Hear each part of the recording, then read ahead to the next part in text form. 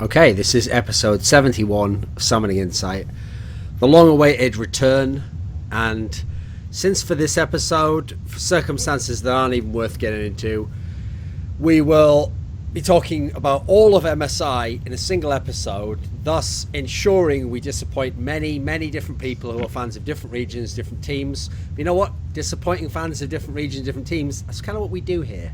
And also, by the way, for anyone who's like, why wasn't there a show over the last 2.5 months? You guys can suck a dick. Like, I actually, you know when all you guys say all those comments, like, oh, the show would be so much better if you weren't on it, Thorin. Well, there you go.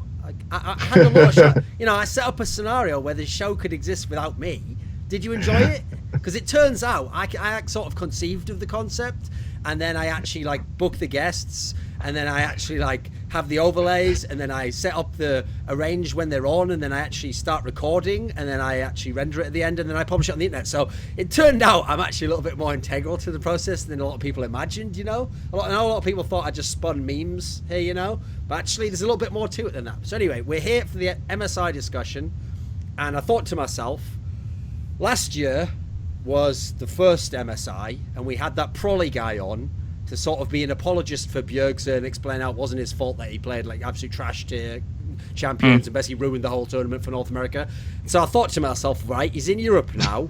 Europe basically ruined MSI for a whole region, so let's bring the pr0lly guy back on again. He's probably got some good reasons as to why they failed or whatever, so he's back. And the secret insight onto G2's vacation, such as perhaps where they went. Oof, no vacation memes. I think that's beaten so into back, the ground. Pr0lly. You're back. How does it feel to be back? I'm back. Back in Europe.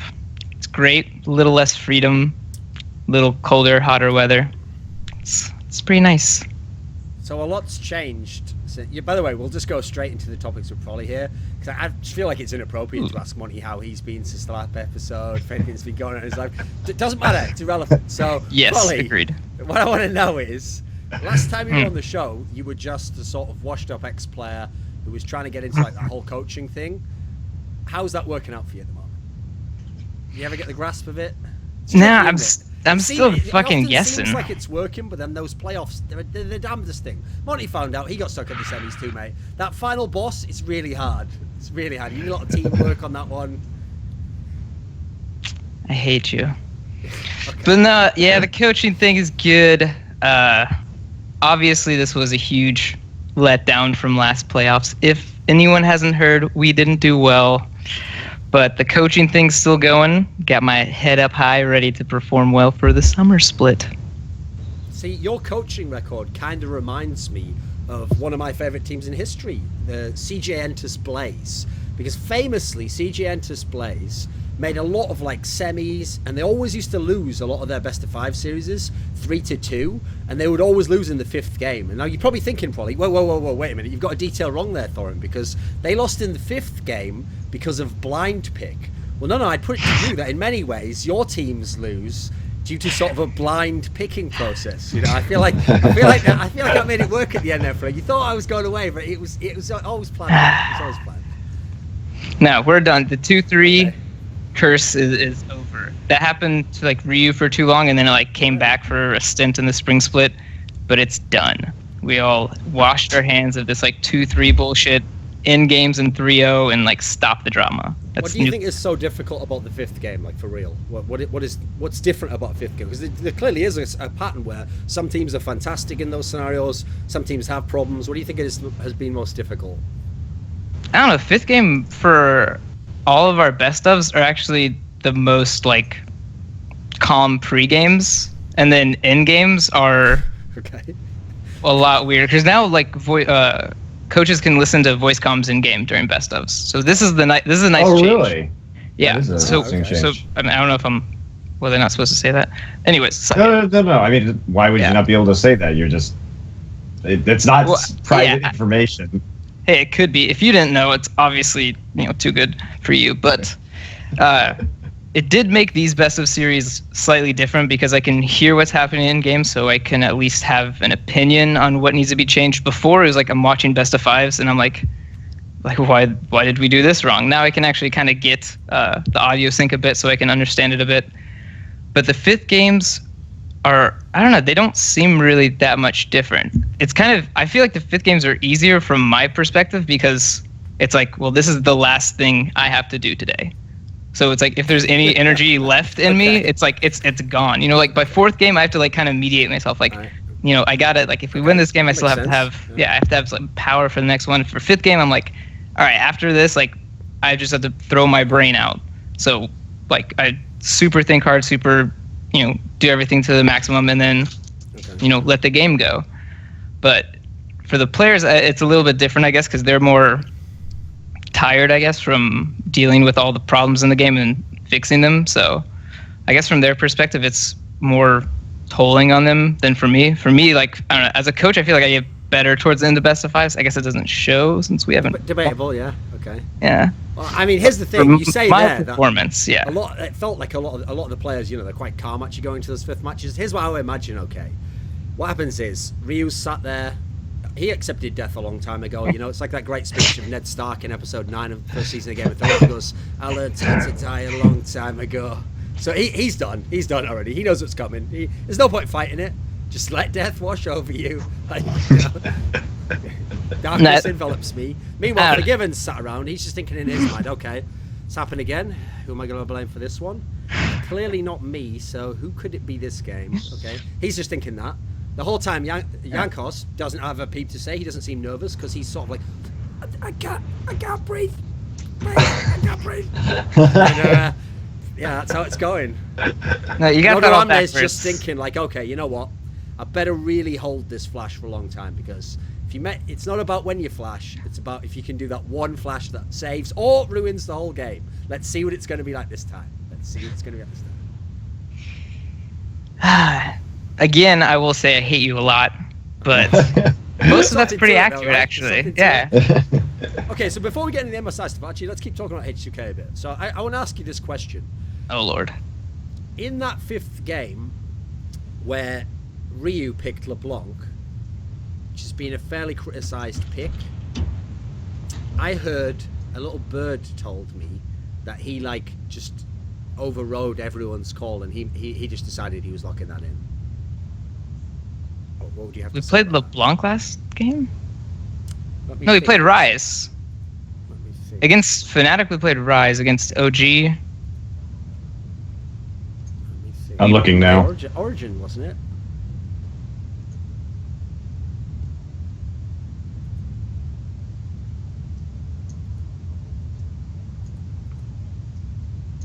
Let's have a quick look. I'm pretty sure he did on this 5th game. Against Fnatic, I'm like 99% sure it's Rise. Fnatic, you might be right, but let's have a look at it. I mean, the Fnatic one technically doesn't matter, actually. So, thank you. I know people. That was a difference of $5,000, Thorin, between 3rd and 4th place. No. For all of us, this is the lowest we've been is 3rd place. So losing this match was like, we now have a new level of suck. Come on, guys. So it mattered more to us than that 5,000 some of euros. You. I mean, you brought in the guys from Rockart, you brought in Forgiven, so they were already, you know, listen, they've already been to 4th place before. Like, we've kind of scouted the area out for you guys. You're going to love it. It's filled with a lot of disappointment. It's filled with the depression of knowing you lost 2 series. This is literally the worst you could place in a tournament. And it's filled with a lot of blame. It's a lot of shaming and a lot of blame. Against Origin, that was the LeBlanc game, by the way. Okay. Man, you guys really know how to pamper your guests. Listen, guys, don't worry that the coach of the team still himself doesn't know, in fact, what Ryu picked in that last game. I believe that's answered my question, Monty. I believe that's the answer to my question. Can move on from that very quickly. What? You don't even know what he picked in the OG series? That's so far away. Why would I be thinking about Game 5 against Origin? But the reason I've got questions about that series, though, is because, like I say, the LeBlanc pick didn't really work, but it's like a Ryu comfort pick, right? Mm-hmm. Something he feels comfortable on, he thinks he's going to win on it. Yeah. If it's a 5th game situation like that, and it's obviously that's like the game that the whole season basically rides on, because you make the finals or you don't. Do you actually let the player decide ultimately what the pick is? No, not really. This one, okay, now I do remember it. Yes, it was LeBlanc into Gragas, Poppy, Braum. Yeah. Okay. Yes. So I do remember it now. Thank you for all the shaming. Really brought up those awesome memories. Okay, so a little insight to this last one. This was almost a Hail Mary because game 4 against OG, I've never heard my team so destroyed, which seems really weird because game 4 I think was decent. I think game 4 was a decent one, and it ended up like, well, they're all bad. Okay, so I'll say decent in terms of like the team was playing together well. Sure. Like comms were fine. No one was like bickering. There was like at least flow in the the game plan. But then after game 4, and that was the loss. Yeah. Yep. Yeah, it was a long loss, 50 minutes. Yeah. So we come back and we're talking, and I'm like listening to the players, and we're going in the champion select, and it really felt like this team isn't going to win out of like better macro or better like picks or anything. Like this game is going to win off of like someone manning up and outplaying. Okay. That's how it felt to me. So when Ryu was preaching for Leblanc, yeah, looking at their champion picks, I remember seeing like, yeah, Gragas, Braum, Poppy, like that's what is LeBlanc going to do against that? Like that's super miserable. So I was like, okay, from like a big team fight perspective, like later in the game, I was like, this LeBlanc pick is going to be worthless. So I was pretty against it. But then hearing the end of game 4 and like how the team was talking before then, it just really seemed like we need to change up stuff. We can't really go into the game going like, all right, we're going to play really slow and then like outplay because it wasn't working in the previous 2 games. So it was like, all right, I'm going to let Ryu hard carry the shit out of this. And so we picked them LeBlanc. To give more backstory on a similar situation was when we played against SK. We Forgiven one the year before, right? Yeah, the one with when we played against Forgiven. This was a game where a series we were down 0-2, and we played pretty much first time Kassadin. We played like one time in scrims in the last month, but like I knew, like I could hear the confidence in Ryu's voice, and I knew he would like go off on it. So boom, we picked Kassadin. This was another one where like looking at the team comps, I wasn't a big fan. Like if he wasn't really feeling it, I wouldn't pick this champion for him. And then in that same series, we did Karthus, I believe. And that was almost the same situation where like, I could hear like Ryu's voice and I could like trust him to be doing this. So he's probably the only player I would let this happen with, kind of thing. Like maybe a bit like Odo or Jankos if I could feel that they're like, really into one champion. But mostly with like mid lane picks, especially because I'm a mid laner, so I know like certain picks aren't like terrible. Like the LeBlanc in that last game, yeah, if he goes like snowballs in lane, and I know he knows how to like play with the lead, then yeah, I can see him working with that. So it was kind of like I just put my faith in him instead of like putting my faith in some kind of like strategy to like win that 5th game, because the games that we were playing against OG, they weren't really how we ever played as H2K. Like those games were really, really like obscure. Like there wasn't much, like the 2v1s were off, like the macro game was off, like the comms were off. It was just really weird. So it was 50-50 between like this was a Hail Mary pick and I've trusted Ryu before and he's pulled it off, so I trusted him again. Okay. Monty, what do you think? Well, also, I think it's fine. LeBlanc's been fine pretty much all this year in terms of being a very safe. Flow? I mean, what does he have to do to win the game there? Doesn't he have to just stomp lane? It is super hard to win into that composition with how tanky they are, and especially the Orianna 2 providing the shield. Hard to provide that kill pressure in the laning phase. Power of Evil did take Cleanse, which is interesting. I wouldn't have thought he would have taken that, especially. I don't know why he took Cleanse in this game. That doesn't make any sense. He was just on Survivor mode that whole series. I guess, but Barrier was an infinitely better choice against the composition, because what the fuck is he going to cleanse out of Echo, Graves, LeBlanc, Sivir, Alistar? I guess he's really worried about chains or something, but he probably shouldn't be that worried about them. I would be more worried about burst damage, but that's neither here nor there. I think it would have been hard to play LeBlanc into this composition, but that doesn't mean it's impossible. He, in the last game, went 6-2-2 against Lulu Gragas, which is also super hard to play LeBlanc into. Were you guys taken aback? I had a question. Were you guys taken aback by the swapping of Xpeke and Power of Evil in this series? Because that's something that a lot of people couldn't plan well for. It actually wasn't really like anything. It was kind of it was actually more happy to play against Peke. Like, I would rate him as a better player for sure, but I think game 2 or game 3 we had issues against Karma, and it seemed like we just didn't have a really good like answer to it. Like PoE will just wave clear with it, and then he'll be supportive later. At least like Orianna, if he plays that, like it's a lot easier to punish than Karma. So the fact that they put in Peke, we're like, cool, we don't have to like deal with Karma now. So it was actually a little bit easier for us to deal with that, not having to play against Karma. But other than that, it was like, PoE will play Karma, Peke could play Zed and Kassadin. So those are like the 3 champions that would be rotating between those 2 players. So it didn't change really too much. It didn't change our game plan at all either, because Peke doesn't really play like a selfish mid-focus style anyways, so they're already similar players. So the strategy really didn't change much, just a little bit of pick and ban.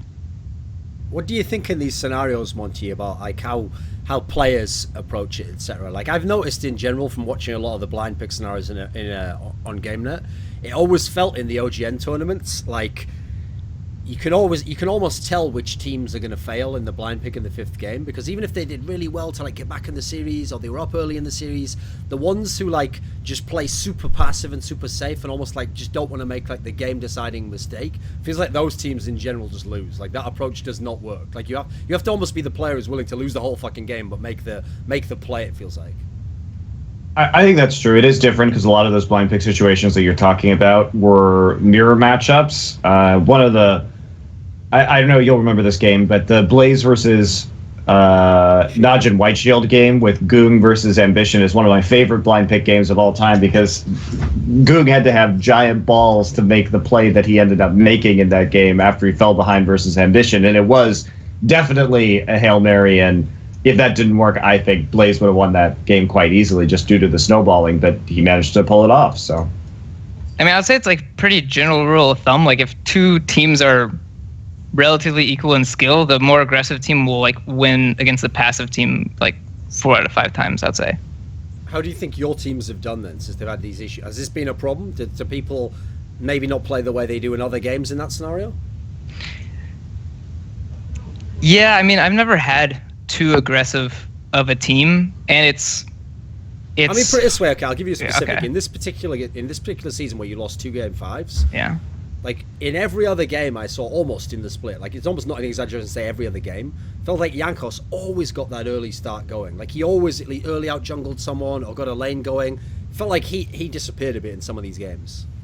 Well, okay, so the OG series was particularly bad compared to the Fnatic. Like Fnatic was much better in my opinion than the OG series that we played. Against OG, I guess it's going to be a bit my fault because, yeah, like you said, Jankos is a ganking jungler. He's a really good playmaker. But we were under the impression that, like, Graves and Nearly Kindred are the best. And Graves is a good, like, if those are out, then Graves is a must pick. And this is how we played it in scrims, and we had a lot of success with it. The thing is, in scrims, it's like there's like, 1 kill a minute kind of thing. So this Graves kind of like ramps up in damage pretty quickly so he can actually do stuff. So when we played this series against OG, it became like, all right, well, people aren't overextending. People aren't forcing fights on us. So our Graves is like 0-0-0. And now he's like, normally I can like solo Drake now and I can like, 2-shot the enemy buff so I can invade all the time. Now I don't have this power. So he felt like really out of his comfort zone because we've been scrimming. Basically, we've been playing this champion Graves that has like 3k more gold at 10 minutes than we did when we played against OG. So the playstyle changed a whole lot. Like our game plan when we played Graves was so different when we played against OG because, we didn't know what to do now. Like, what happened to all this gold? We were so used to this champion being really strong, being able to like solo mid laners, solo top laners, and now he can't do anything because he's just like 0-0-0. So that was really dumb of us that we didn't figure that out sooner. Because after I think like the second game against OG, we should have figured out like these guys are just gonna play the scaling game and we're not gonna be able to snowball with Graves. Like, and we're not the best team fighting team, so we're not picking Graves to team fight later. So I think in like game 3 we picked Lee Sin for him so we could play like a more ganking jungler, and that went well. I think it was game 2. Basically, we finally did change and pick a ganking jungler. and that went well. And then, it was just too late. We played 2 games straight of Graves and just got nothing out of it. Okay, Monty, what do you think of Graves, the jungle pick, and then in terms of in Jankos' hands? I mean, if you want to get a ganking jungler, Graves would not be the jungler to get. Probably obviously right on that one. The only player that, to a certain degree, we did see MLXG put down quite a bit of pressure with Graves at MSI, but that's certainly not common or average. And at least Graves can gank at level. It wasn't, they weren't accurate ganks or good ones, but they were, I'm going to flash auto you mid lane ganks. Well, but he can gank at level 2. Right, that's the thing. Yeah, he can cheese. That's the good thing. You can cheese. But I don't know. I don't think that that's really, like you said, a very good indicator of whether a champion is going to be in Jankos' hands or not. And yeah, it is a problem. It is problematic because a lot of junglers who typically gank early suffer in this meta unless you can get very specific champions, because most of them are farm and like mid to late game carry junglers. So yeah, I can see why Jankos would struggle. Like if someone told me in a best of 5 series before it happened, Amazing's going to out-jungle Jankos, I would be like, no way. But then when I see the series at the end, Amazing just gets to play Kindred 2 games and then his comfort pick Gragas for the other 2. So it's like, I guess I would, if I had that information. It was also weird he was playing Gragas, by the way. Sure. I mean, it made sense for them. Like they just don't want to do anything early game and then get to the point where they can just all protect Sven. Like once Sven gets items, it's like, cool, their team comp works. Everyone just survived until Sven got items. Well, so, I think it works really well for them. And then, yeah. I mean, those days are over, Monty. Why are those days over? They're not going to be protecting Sven anymore on Origin. Because they're not having on the team yet. In many ways, they're doing the opposite of protecting him, Monty. They're actually firing salvos at him as he leaves, Fucking traitor. So, okay, I have one more question about this series, Paul, before we move on. So the last question is about my boy Forgiven, okay? Because here's what's crazy about this one. This is a great example of how schizophrenic the public are, okay? So there's a great quote, actually, from one of my favorite sports athletes, which is Kobe Bryant, okay? And what happened is, early in his career, he won his first 3 championships as, like, the sidekick, okay? The best player on his team was Shaquille O'Neal, and he was the sidekick. And so for the early championship especially, he was very much like, he doesn't get the full credit for winning it because he was playing with the best player in the league. And in the later ones, it's more of a partnership, but still the dominant force in basketball is nearly always the center if that's the star player. So as a result, when he wins these championships, okay, people say, oh, you didn't really win those. You were just carried, and they don't count for you. And yet, here's the genius, Polly. So in all the other seasons, when he then played very egotistically and would try to be the carry of the team, and they didn't win, then they just said, see, you're being too selfish. You're just trying to be the man. It's like, so it's like, well, wait a minute. So I lose either way, yeah. So yeah. You lose either way. So this is a perfect game, probably, where I feel like Forgiven can't win. The only way he can win, essentially, is just in as much as if you win the game, sure, people can say you didn't win it, but you still get the victory for winning it, okay? So what I mean by this is like this. In past seasons, the people thought about Forgiven, and they thought his problem is he's stubborn. He wants to win no matter what, and even worse, like in SK, he has to win by carrying, okay? Like, he'll be selfish and he'll pick the carry champion if it doesn't fit the comp. He'll take the waves from the mid laner if the mid laner could have carried. And so what's funny is, I actually believe Forgiven, even if he claims he doesn't listen to that shit, I think he does, unfortunately. And I think he's listened to that shit so much that this game right here is a perfect example of where he actually thought he was being the good guy by picking fucking Sivir and just playing like a supportive style, and then, oh, don't worry guys, you guys can carry. Okay, I'll do Hamad, you can carry, mate. Oh, okay, Ryu, you can carry. Come on, carry the game for me. Meanwhile, he will now be judged, as he would have been anyway, on the fact that he didn't carry the game, whereas in this game, this is like the perfect game for him to pick a fucking carry champion and take over. And keep a bunch of people who are choking the tits off, go, listen, get on my back, motherfucker. I'll take you to the promised land. Thoughts, Prolly? No, I actually think that's really accurate. Like, I think he takes community criticism a lot more than other people. I mean, he probably gets it. I mean, I don't keep track. I think he probably gets it more than others, or maybe it's just him, but he really does take it to heart, like that it's, there's actually value in what the community is saying, and to an extent there is, but you have to really sift through the bullshit where the community is just like spouting shit. And mostly in Forgiven's case, they are spouting bullshit, especially about like champion picks and stuff like that. Except for Kalista, they're right about that.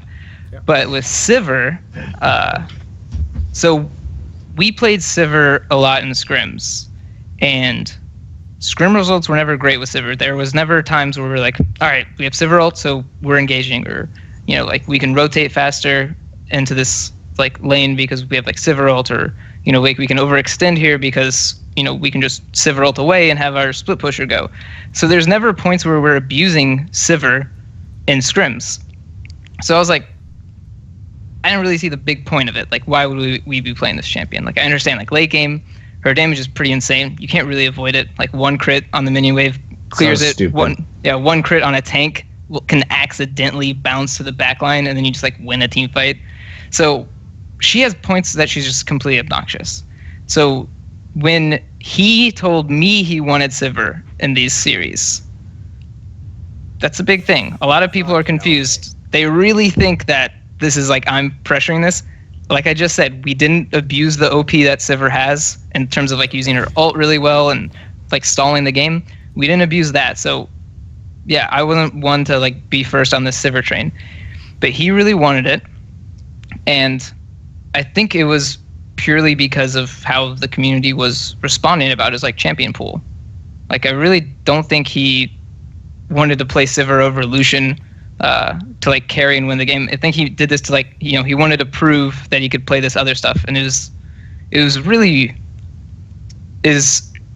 short-sighted by me, because what I'm saying right now seems really obvious. Like, why the fuck did you let him play Sivir if you're not like abusing Sivir ult and stuff like that?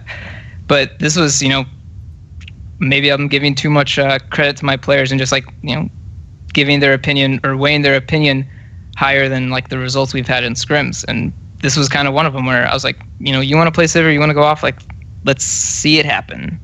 And then ended up being like Sivir ults were just like never used correctly. And then by the end of the OG series, we like completely scrapped it. And then when we played against Fnatic, it was completely scrapped again. Because like you say, obviously the whole thing is Lucian ended up being picked by Sven, but that was after the Sivir pick. Yeah. So actually, Forgiven could have picked one of his all-time signature champions to try and win the 5th game. And plus, if he picks that, what's Sven going to pick? Yeah, I mean, Sven has played Sivir, and Sven's a perfectly great Sivir. He's a good Sivir, and he played Ezreal, but yeah, like Lucian would give us like a bigger like lane advantage and stuff like that. But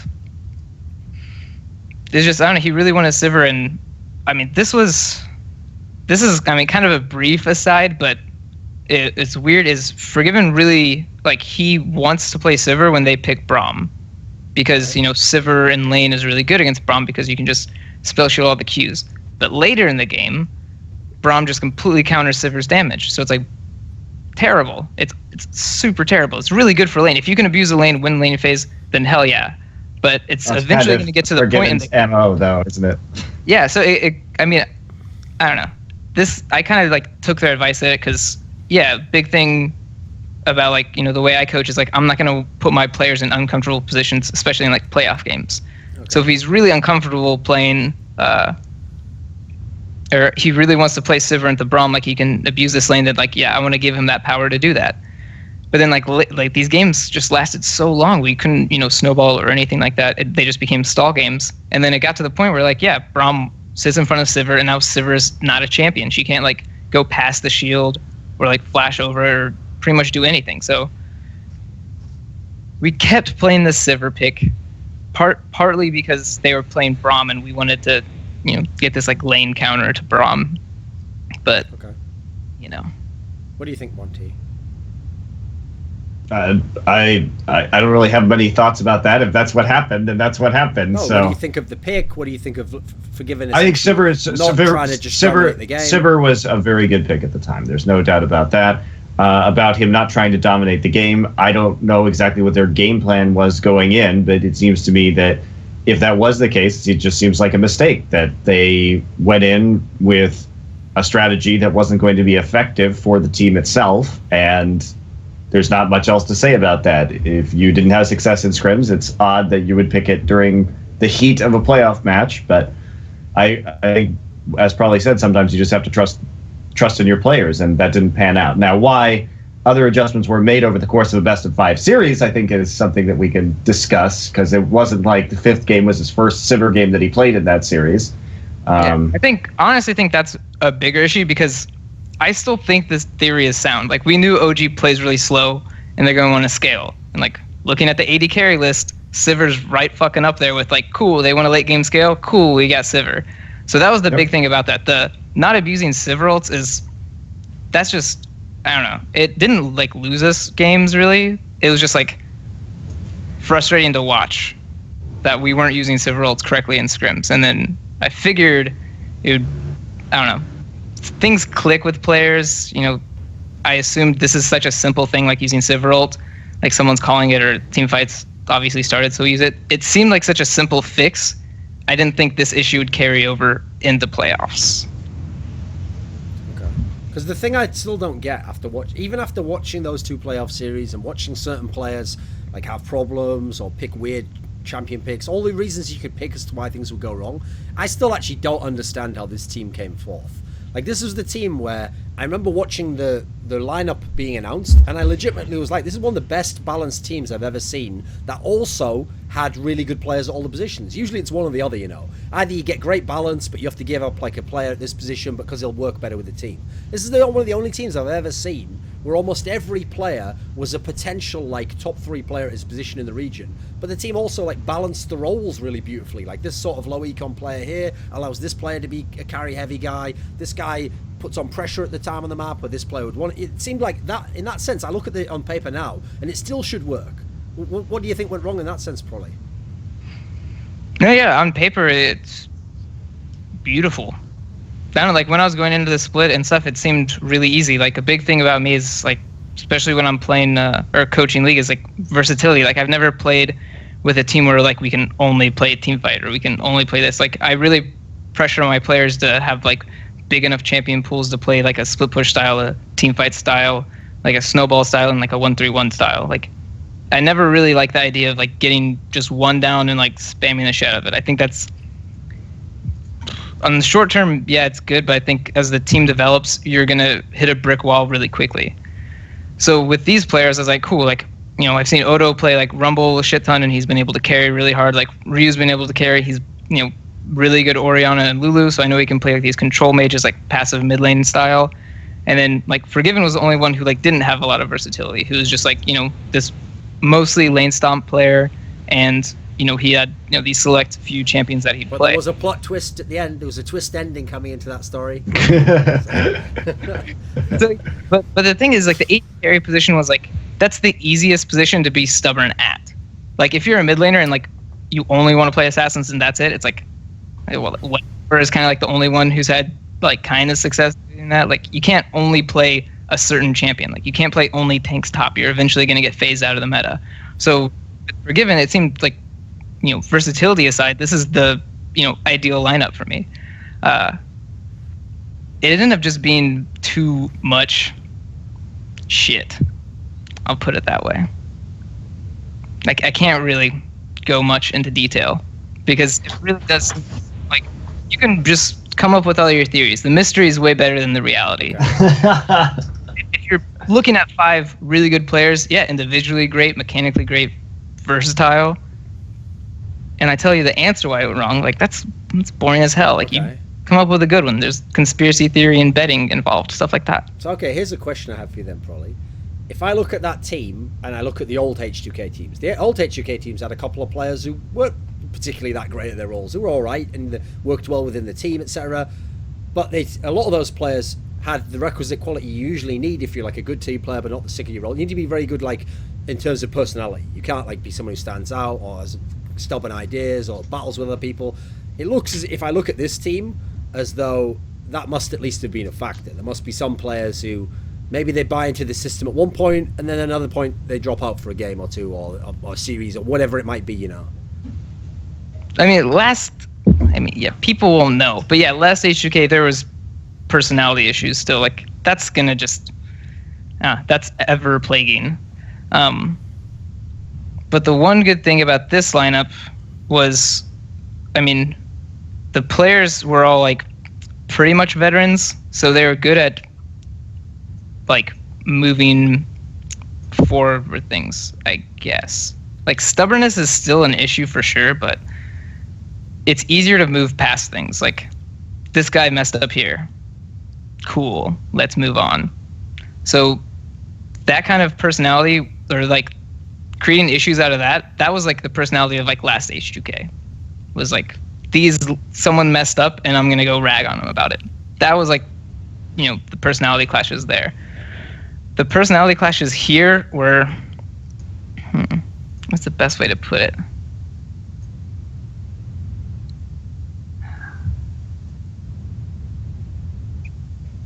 They're not all good roommates. Because it's hard to live with 5 people, 4 people, 5 people, 6 people. 6 people. We had 6 people in this house. Okay. So it's hard to live with 6 people. So I'll leave it at, like, that's how it worked in game as well. Like, someone's gonna drink your Coke or something, and that's gonna piss you off. And if that happens, like, for 2 weeks in a row, that third week, you're just gonna be angry the whole time without saying shit. See, this is where NA gets that unfair advantage. In Europe, someone drinks your Coke, you were waiting to drink that Coke on that night, it's gone, I don't want to go out to the shop, what the fuck's going on? In TSM's house, they just make sure the fridge is totally stocked with Cokes at all times. There's an abundance of Cokes. Reggie's a thinker. That's how he takes care of these problems, you see. Yeah, see, we just don't have the resources for unlimited Coca-Cola. Come on, Coke Esports. You could have fucking saved H2K's campaign, Coke Esports. Are you that selfish? Are you that greedy? You have sample. It may cost you like 1 pence to make a can of that shit, and it might allegedly give you cancer. I don't know. I'm not going to commit to that. That's I'm putting it out there at least. Oh, okay. You're right. We drink the real bad stuff for you, with real sugar. The legit shit, yeah. In fact, you actually just drink exclusively bought off eBay bottles from 1950 in that old design thing, and then just, I don't know, forgiven dresses up like a polar bear. I don't know. Yeah, he's always the polar bear. I've made a mistake there. It would obviously be Ryu as the polar bear, right? Oh, yeah. The Coke. That's obviously, it's the real thing. So it'd have to be Ryu. So Monty, like I set it up there. When you look on paper, and we've discussed this many times, team looks great, looks awesome, potential EU LCS champion.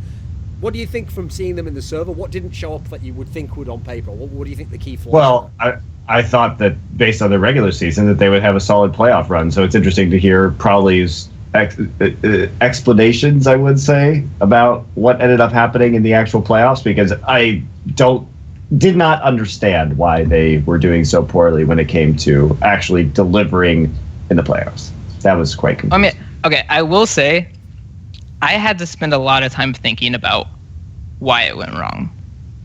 Because really, listening to like the OG series, and then I came up with a theory on why that went wrong, and listening to the Fnatic series, it wasn't something like, oh, we were like not calling TP time or something, like we could just figure it out. I literally had to sit down and like listen to these comms and be like, what changed from scrims to now? Like, it really baffled me for a long time. Like, I couldn't really figure it out. And I mean, well, I don't know if we want to keep dwelling on it, but back at the OG series, this is the issue. Like, I really could not figure out, like, I couldn't put my finger on like what the real issue was.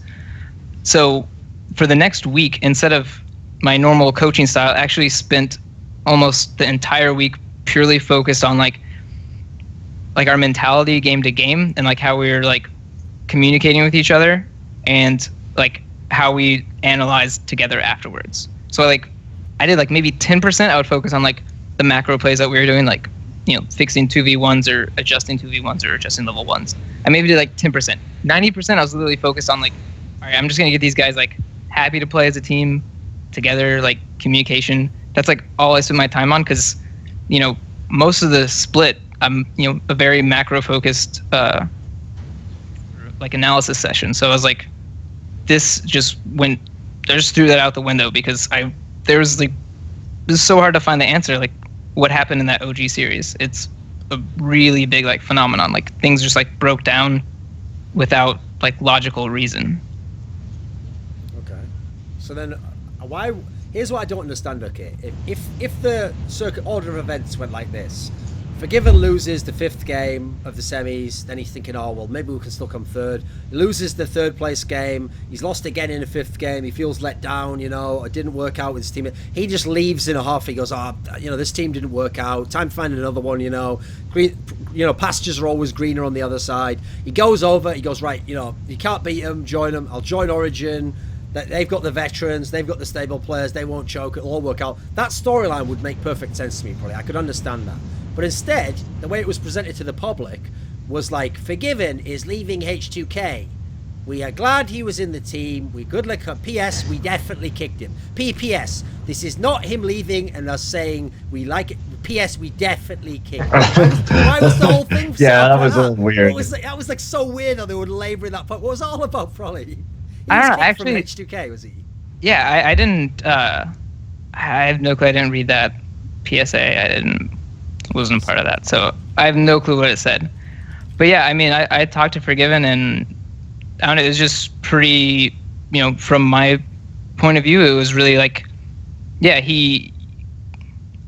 As a coach, you gotta kind of be like a salesman in a way. Like everyone's got to really believe what you're selling. They have to believe that this is the best product for them to buy. And with Forgiven, it was always a struggle to really convince him. And my process of convincing he'll fit right in on the team that can't keep coaches then. So yeah, they're immune to coaching. Yeah, they'll have fun with that. But he just has such strong philosophy on what he believes is right, and it's not governed by logic. So trying to convince him about certain things were less about 5 is greater than 4, right? It's no, 5 is a really sexy number. Doesn't look really good, and then he'd be like, oh yeah, it looks a lot cooler. There's more curves in it. That's the approach I had to take with him, and it was just, I just couldn't do it like that. I really need logical progression to prove things, or for people to be convinced of it. It just takes way too long to try to get on the emotional level of why this is right to him, and it just took too long for me to improve the things I needed to with him. So if we stuck with him again for this split, it would be the same situation where if the meta changes, or if we're doing certain plays wrong or something like that, it wouldn't take me one game to show him this is wrong, because they can get from here to here in this amount of time. I'd have to really persuade him in different ways other than using logic. Okay.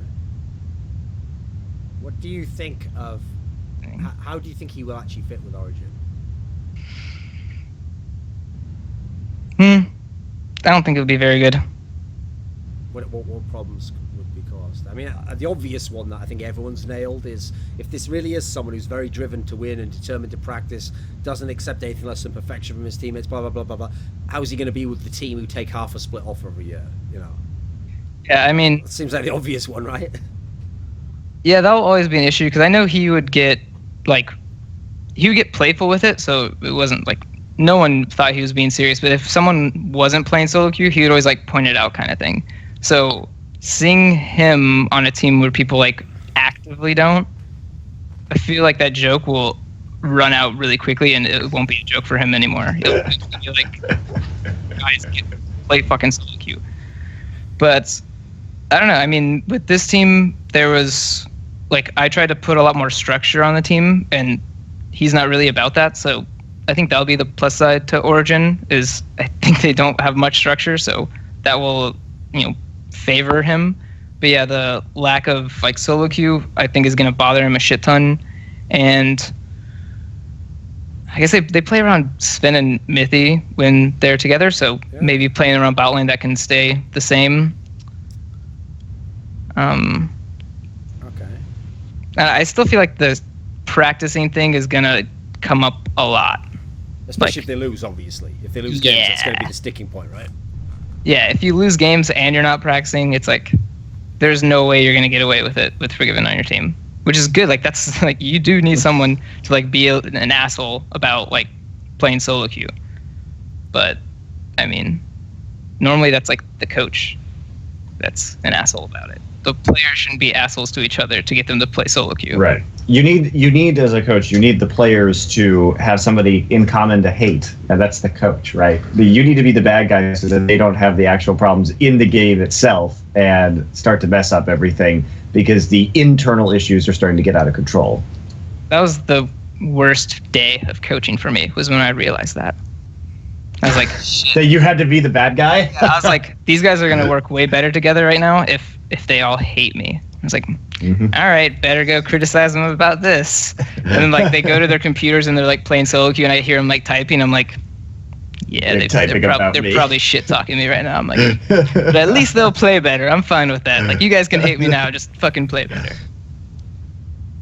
Okay. What do you think, Monty? Forgiven to Origin. Well, they're on a team that has been traditionally very self-motivated, let's put it that way. If there are problems with solo queue, and Forgiven is going to be the one who is the whip in that situation, it could end up very poorly for them, clearly. I don't know enough about what Forgiven is like as a teammate to really say. But if those issues are in fact true, it could cause quite a few problems, one would expect. But who else was Origin going to get is the other question. Freeze. They didn't. I don't know if they knew that Freeze was looking. I don't know if Freeze would have gone to Origin. You want me to wake him up and ask him? He's right through this wall right now.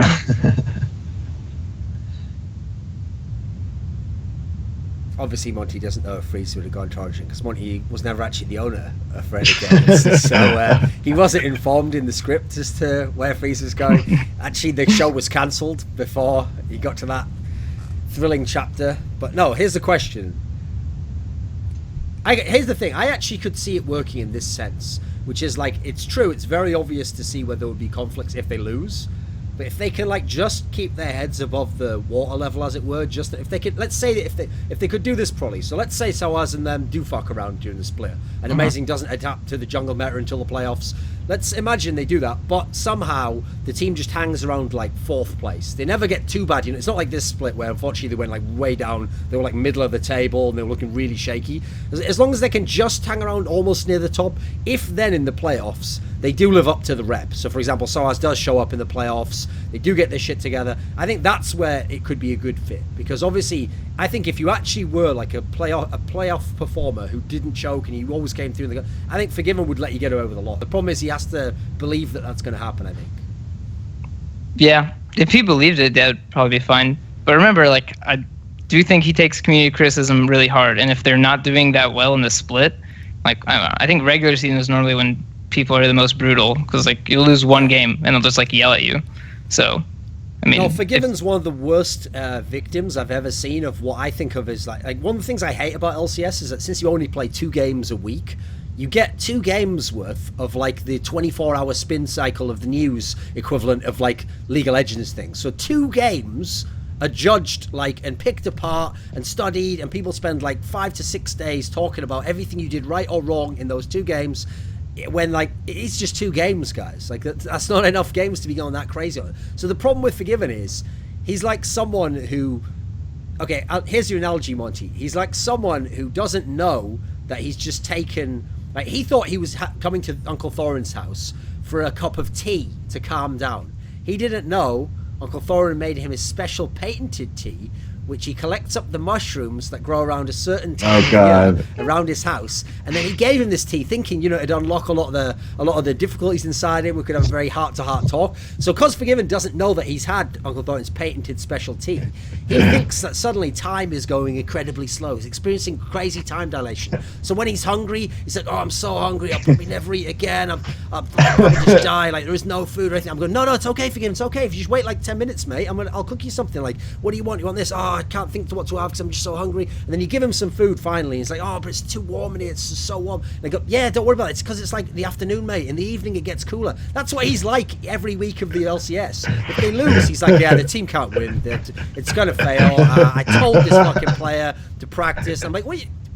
You know, it was like, you got an easy week next week. Just chill out. It'll fix itself." And then next week he wins some games. Yeah, I really believe in this team, actually. Like, we've overcome so much together. I feel like we've grown. I can trust these guys. Then, like, they lose a key playoff game. It's like, how can I, why me? Why do good things happen? Why do bad things happen to good people? Why am I always plagued with these people? Like, I do so much for them and they don't, like, he's so wildly oscillating. So then you add in scrutiny and Reddit, and that's just like, the NOS injection to the like Lamborghini in the Fast and the Furious starring Forgiven.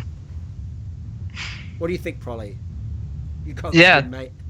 I mean, I would say he's a player of very high ups and very high downs. I mean, you normally can't get anything in between. You can kind of get I guess you can get an even keeled person. There you go. But someone who goes up in like skill like that, like Forgiven, it's gonna come down the same way as well. Like, I'll give you an example, okay? So you remember that game, I think it was in like week 3 or week 4, where you had to play Fnatic, and secretly, it wasn't actually very well known in public, secretly the winner of that game got the invite to IEM. Now, Forgiven really wanted to go to IEM. You have to realise, most people, after the fact, even when they found that detail out that the winner goes to IEM, most people actually didn't really give a fuck. Maybe people wanted to see IH2K there, but they were like, whatever, it's just one regular season game. That was like the end of the world when Forgiven lost that game, mate. When he was like telling me about that, like, that was like he was ready to pack up everything because he lost that one game. I was like, it's like week 3 or something. There's a lot can change in 6 weeks, mate. Oh, the Polish guys took it hard too. That was a hard loss. That was our loss where we TP with Fiora, right? Yeah, that was the one where Odoami could have just ended the game, but he decided to come back for a lovely team fight, which was a loss into another team fight, which was a loss at the end of the game. I will say this, though. Listening to the comms, talking to the players, it cuts both ways. Okay. This was not Odo's call to TP. Odo should have known to nix that call because he was in a good spot. Disregard. So I will put it that way because people are like, what the fuck, why is he TPing? And I was like, this is actually one of the weird moments where it wasn't his decision. But, in the end, it is because, he's the one that controls fucking teleport. And, so that blame is really spread because, ultimately he needs to be the one to know if he can or shouldn't. And, that was a turning point where we took a lot of pressure, or not pressure, but responsibility from the other players to call TP and put more of the pressure on Odo to do it himself. Because after that game, it was like, shit, we aren't that great at calling TPs for Odo. That's a problem I actually have with that spell, is that if you look at a lot of the best teams, the ones that are most memorable for using it, so the obvious one that I've always brought up is obviously Samsung White, where Looper is like, that guy doesn't seem like he has a brain in his head, but as long as Mata tells him when to press F or whatever key he uses, then he can suddenly look like a genius. Like every time he's in the right spot. Oh, coincidentally, always going to bot lane, Mata's lane. Let's just ignore that detail. Somehow he's always doing it right. When his Mata's not there, he's doing it wrong. What's interesting, I've seen an interview, I forget which player it was with, where some player, it might have been Seraph, I'm trying to think which player it was. There was some player who said that they actually weren't that good at doing teleports, but that their team, their coach, it might have been Kikis actually, it might have been Youngbuck, I think, said that when Kikis started playing top lane, initially he wasn't good at teleporting, so he told Kikis, if they tell you to teleport, just press the key, don't even look on the map yet, just press the key and then and then start to just go wherever it is. Don't check the minimap, check it's the right spot, just go there. And basically, I can understand why you would say that, in as much as if you're not good at it, then you're going to trust that the team knows when you should do it. Okay, there's a level of logic to that. But obviously, in an ideal world, it should be like launching nukes on a submarine, right? Both people have to turn their key. Doesn't matter if you want to do it, if the team doesn't want to, you don't do it. If the team want to do it, but you don't turn that key. It's like... It's a great analogy. Right? Yeah. That's how it should, in an ideal world, right? No, in a real world. If your top laner really doesn't understand the game on how to teleport, then that's when it's, you have to implement some system where it's like, cool, you don't have a second summoner spell. Our support has a third one now. Congratulations. That's the regular fucking world is the top laner. You don't have to ping the map and say, you teleport now. Like the top laner, that's a skill he needs to develop himself. It's pretty important. How do you think Westerners do at top lane? Teleporting, rather. Have they got the grasp of it yet, the top laners in the West? Flanks are still pretty shit, right? It's also... okay, so on that note, when I'm coaching that kind of thing, it's... No, I'm there also have one. Was it against Fnatic where he just came in behind where it was like on his own, he just got his head smashed in instantly? Am I remembering the right game there? Could be possible. Okay. But anyways, okay, so doing this TP flank thing, it is a team kind of setup where you put these wards out, and then it has to be the team knowing they passed these wards, So now I'm going to teleport, and you guys as 4 need to push up. Like, it's simple when you like look at it from an outside perspective, but when you're like watching it in game, you're like, this is so stressful to get all 5 of these players to say, look, they passed this ward, let's TP now, and everyone run up. Like, it seems really simple, but it's not. And I'll put that blame on everyone when like TP flanks aren't good. It's like someone on the team should know, like, these guys passed the ward, let's call our teleport. Or the teleporter should know, they passed this ward, let's teleport.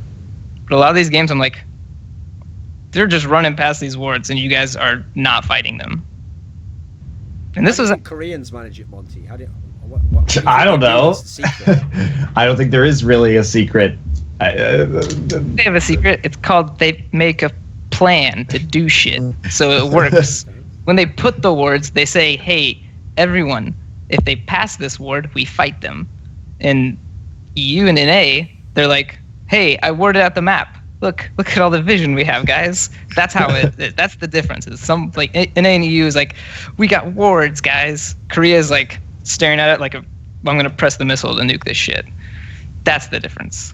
This is one thing I've never understood. If I am someone like Jack from Cloud9 or Reginald from TSM, I've spent all this money on the team house, and I'm getting coaches, I'm paying fantastic salaries, I'm giving them Korean boot camps. Does no one ever think to do like some sort of reconnaissance mission to find out what the fuck do these Korean coaches do? What do they talk about? How do they design you have to be able to get into into their houses first, right? Or just kidnap one. Well, I think Jack is in the process of doing that. That's why he got Reaper. Oh yeah, true. Sure. I mean, talking about TP flanks and dives with TP, I think they're in the same wheelhouse. This is a good segue into MSI, where those did not exist. They did not exist. Why was that? I don't know. Was that not a glaring weirdness for you that no one dove anything in 2v1s or in standard lanes? Like, after groups? Like, groups was kind of a mess. But in, like, semis, there's, like, dives were almost not a thing. CLG kind of did them, and then it was, like, a forbidden fruit. No one touched... What was the cause of that, do you think? What put people off?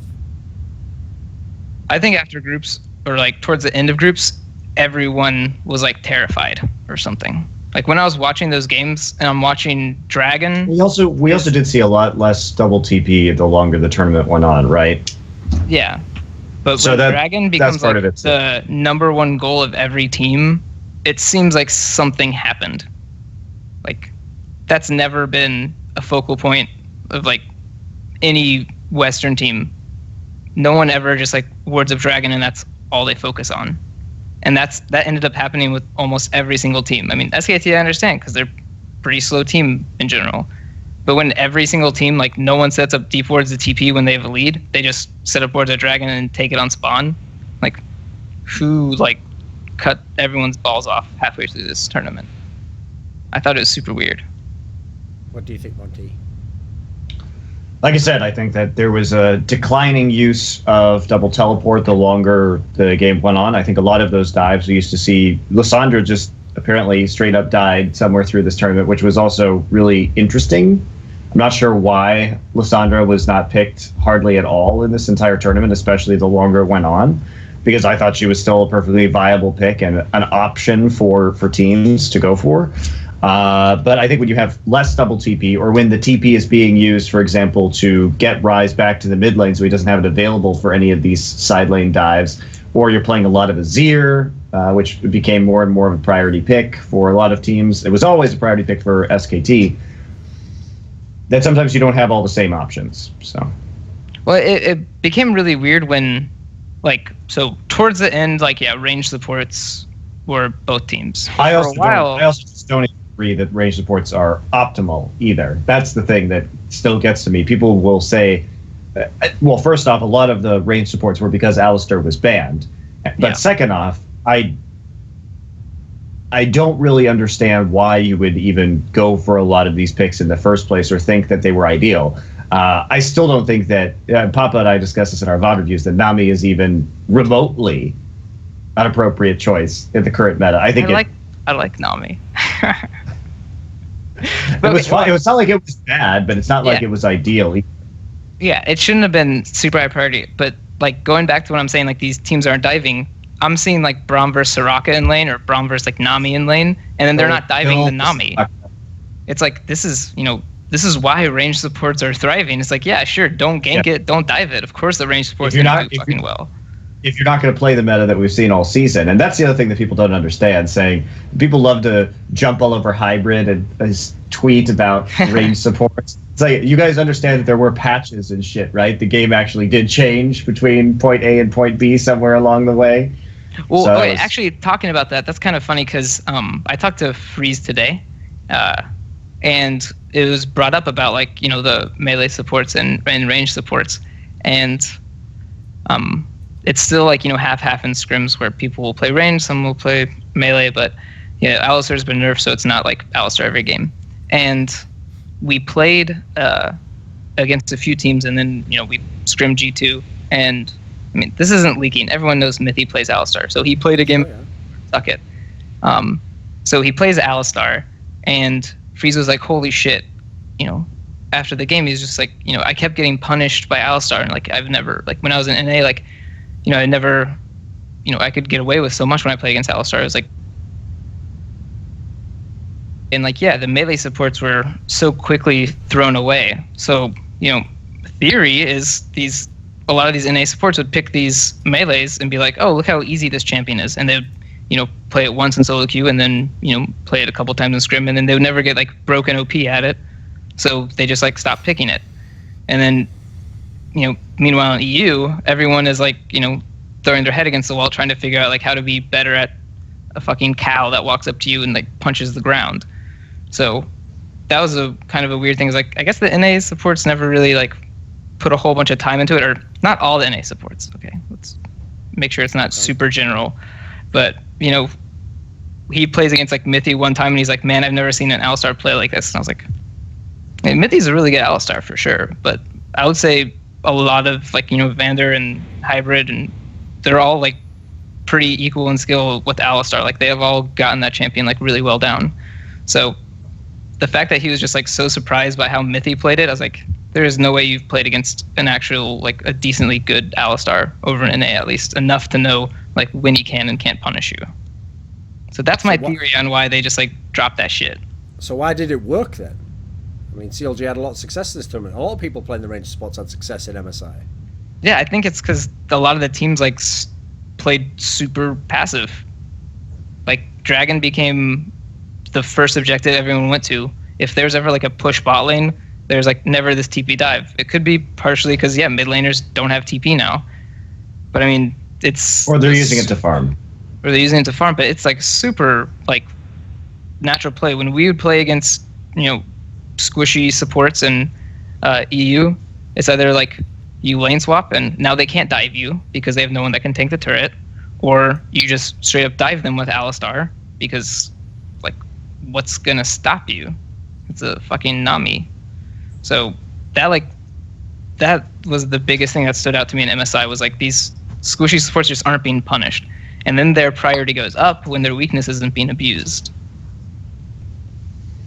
Yeah, I agree. I think it was odd that there was not any kind of plan, and it almost looked like, especially in the finals against CLG, that SK Telecom's plan was just to outrange support CLG, and because they won 3-0, last picking Nami every single fucking game, we never even got to see what the rest of their plan was, or if there even was one. I mean, I'm sure there was one, but they just kept last picking Nami, and saving Nami to last pick for the reasons you're stating is interesting, because they needed to see whether or not they were going to be able to get away with these last picks. And even though there was an echo in the mid lane in 2 out of 3 of the games in the first 2 games, CLG didn't use it for anything to get into the lanes, to create any kind of pressure, to dive early on.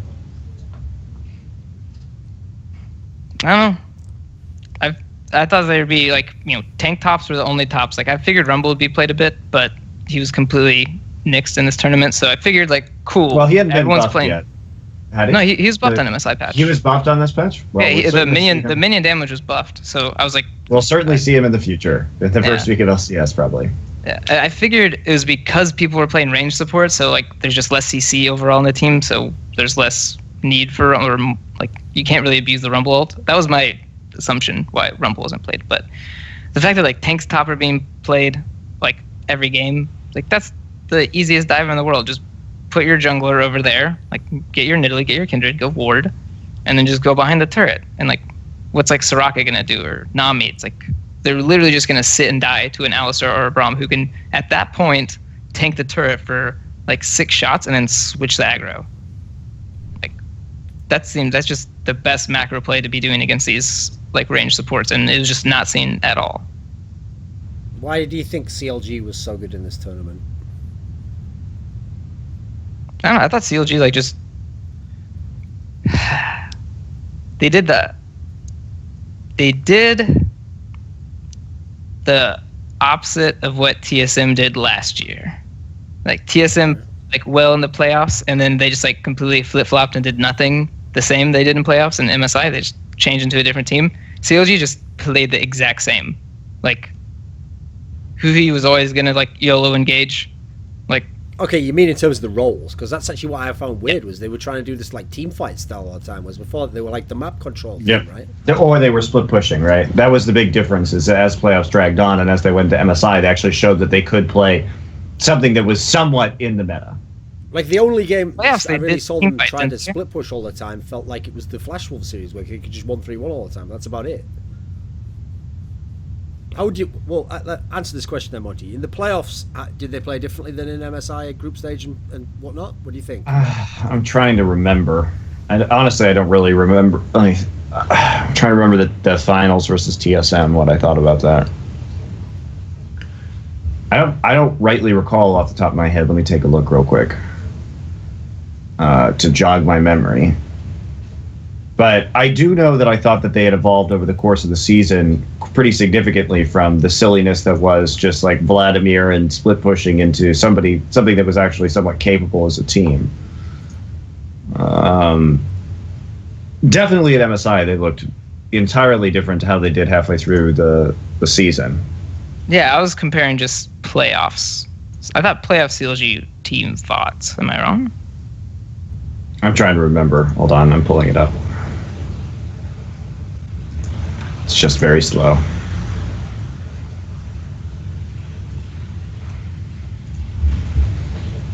Oh yeah, they were running similar stuff in the playoffs. Yeah, like yeah, they were playing this like I don't know. I think Huhi gets a lot of shit because yeah, he missed like every single Azir second lane and stuff like that. But I don't know, their engages from him like almost always resulted in like positive things for them. I think he did a lot more like intangible things for the team than people realize, because he has stood out slightly as a sore thumb when he like makes these like huge Azir mistakes and stuff like that. But if he's not his the one individual play is pretty poor. Yeah, but if he's not just straight up, I don't know, when he goes like head straight into the enemy team, like he normally gets at least someone to turn on him, and then his whole team is they know that he's going in hard, and they're all like following him. Isn't this the difference between? Okay, traditionally mid lane is a carry position. It's like Huhi knows that he's not going to do that, or his coach knows, or whatever, and they've got him to buy into this system. That it's like this. Okay, if you can't be the star, you've got to be useful. And so, this is one of the reasons why people get so butthurt on this Stixay issue that we'll bring up in a minute. Is because one of the reasons that Stixay gets all this room to operate that I don't see superstar AD carries get is because Huhi's like on a suicide mission in every team fight on fucking engage on like disengaged champions and shit like that, to just like everyone get on my face as fast as possible, while Stixay's like, great, now I'll just shoot people while they're shooting someone else. Like that's the dream if you're an AD carry. Now it's weird because there's gonna be very few mid laners will do that, because usually, as I say, mid lane's a carry position. Usually you have strong players there, whereas Huhi has all these holes in his game. Laning phase usually isn't that good, only plays a couple of champions, but no one's usually going to ban his champions. No one's usually and then somehow in team fights he's like the laser point on the pen to the cats. They just have to kill him first for whatever reason. Maybe it's cause you're not used to like a fucking Rise being a distraction. Like it's supposed to be the carry. What do you think, pr0lly? I mean, I'm giving him shit there, but I'm also saying he actually plays his role within the team very well. Well, I think that it's actually like contagious on their team, and like Stixay bought into that as well. Like a couple of these fights, I'm like, holy shit! Like Stixay is like just flashing forward with like Huhi. Like these positions are terrible, but it's like the enemy is just so baffled. They're like, why? Like are these guys 30k gold ahead? There's no way this like Caitlyn's flashing in front of my face. Like I'm a fucking tank. Well, that's what I like about CLG though, is that they play well from behind because they're not afraid to commit to shot calls and to take risks. And that's one of the best things about them, is that they're one of the few Western teams that won't just lie there and bleed out on the floor. They actually do shit. Yeah, actually, like, I mean, I know they got 3-0'd by SKT and blah, blah, blah, but, like, when they played against SKT, they didn't play like they were playing against SKT. They played like it was, any other team. They were still doing, their crazy YOLO shit and, with success, without success. SKT. That was the only downside. That ended up being the problem. Everything else was great. They did do it right. It was like, it's like that thing, that logic, Monty, of like the double lift logic of like, take the nameplates off, just play versus the champion. That is really good for most people, but actually you probably should know if that's Faker or that champion. Right? Probably shouldn't just behave as though it's any just rise at that point in time, That might be pertinent information. No, that's terrible. So many times I see like Faker get away with so much shit, and I'm positive it's just because they're playing against Faker and they're like, terrified. That's definitely true. I mean, I'll give you another example. Famously, I've had this conversation with him many times. Froggen doesn't think that he's like super good at avoiding ganks and all that. He just doesn't understand why when he's like laning and people try to gank, why they like miss the skill shots. And part of the reason why is because they're thinking, oh, he's going to get out of this. So I've got to lead the shot, and and this other guy's like, oh, I can't be too aggressive. So what's funny is they're actually like defeating themselves before they come into the situation. You're right, in a way. Some of this shit would pull it off. Like a lot of teams, when I see them play SKT, they don't play like their style at all. Like they completely clam up, and that's why I was like really happy when I watched CLG. I was like, yay and A, because they're playing the same shit they've been doing. Like they didn't do anything really weird. They're like, no, they have a lot of trust. I guess that's like the biggest thing you can see with CLG is like if one guy is going ham, they're like all going ham.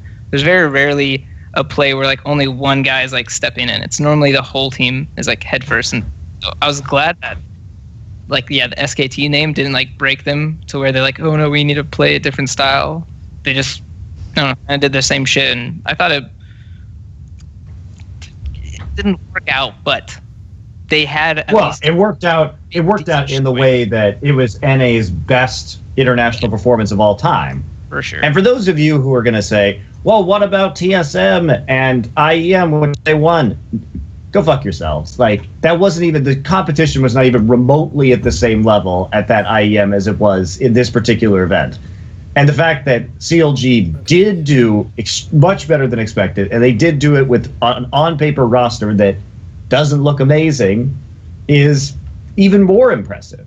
So I was, regardless of the fact that they didn't win, they were competitive in a couple of the games against SKT, and they had a good group stage. They beat the SKT in a single game. And by the way, that's the first time a Western team has ever beaten SK Telecom, or an NA team has ever beaten SKT in a game ever. So credit to them. Sure. Are they world beaters for doing it? Absolutely fucking not. Still a long way to go, but it's something. See, the problem with the TSM example you're giving, the 2015 IEM World Championship... I got so many fucking ironic tweets about that, man. When I said... Monty, is that, if we're being real, the MVP of TSM's campaign was World Elite. Yeah. Now, the MVP of CLG's campaign was a player on their team who's called Afromu. See, that's the difference. Can you see the difference there between the two? One is it's subtle, but it is there. It's there if you look for it, Absolutely. Saying. So, okay. What do you think, p0lly? Was this the best NA performance at international tournament? Yeah, I was actually really happy with CLG.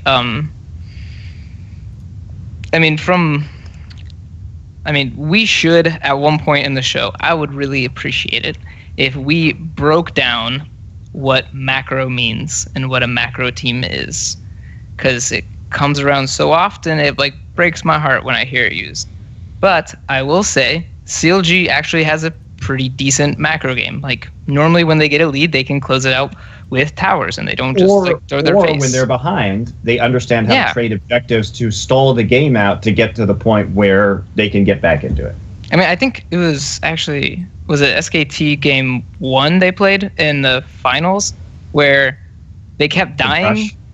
Yeah, they kept dying, but no, it wasn't the bush. It was just like the way they were playing like the side lanes, like someone would die in a side lane, but the rest of the team was pressuring enough to like SKT would get this kill, and then that was it. It was like they'd get the kill, and then they'd have to rush back to protect the other side of the map. So yeah, like I think CLG's back game was good. What does macro mean? Could you break it down? See, when you said that there, that sounded I thought we were going to get something. I got really worried because the way you said it, like I want to say it and break it down, made it seem like this is what happens with all new recruits to H2K. They come in, you say, sit down, please, orientation class. They go, it's weird, not just any other team. I'm Mr. pr0lly. You can refer to me as pr0lly if we develop a relationship.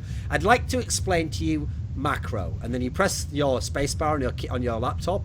The PowerPoint presentation kicks up, and there's a screen that says macro, and it just says, it has an acrostic of all the letters. It says MACRO, macro.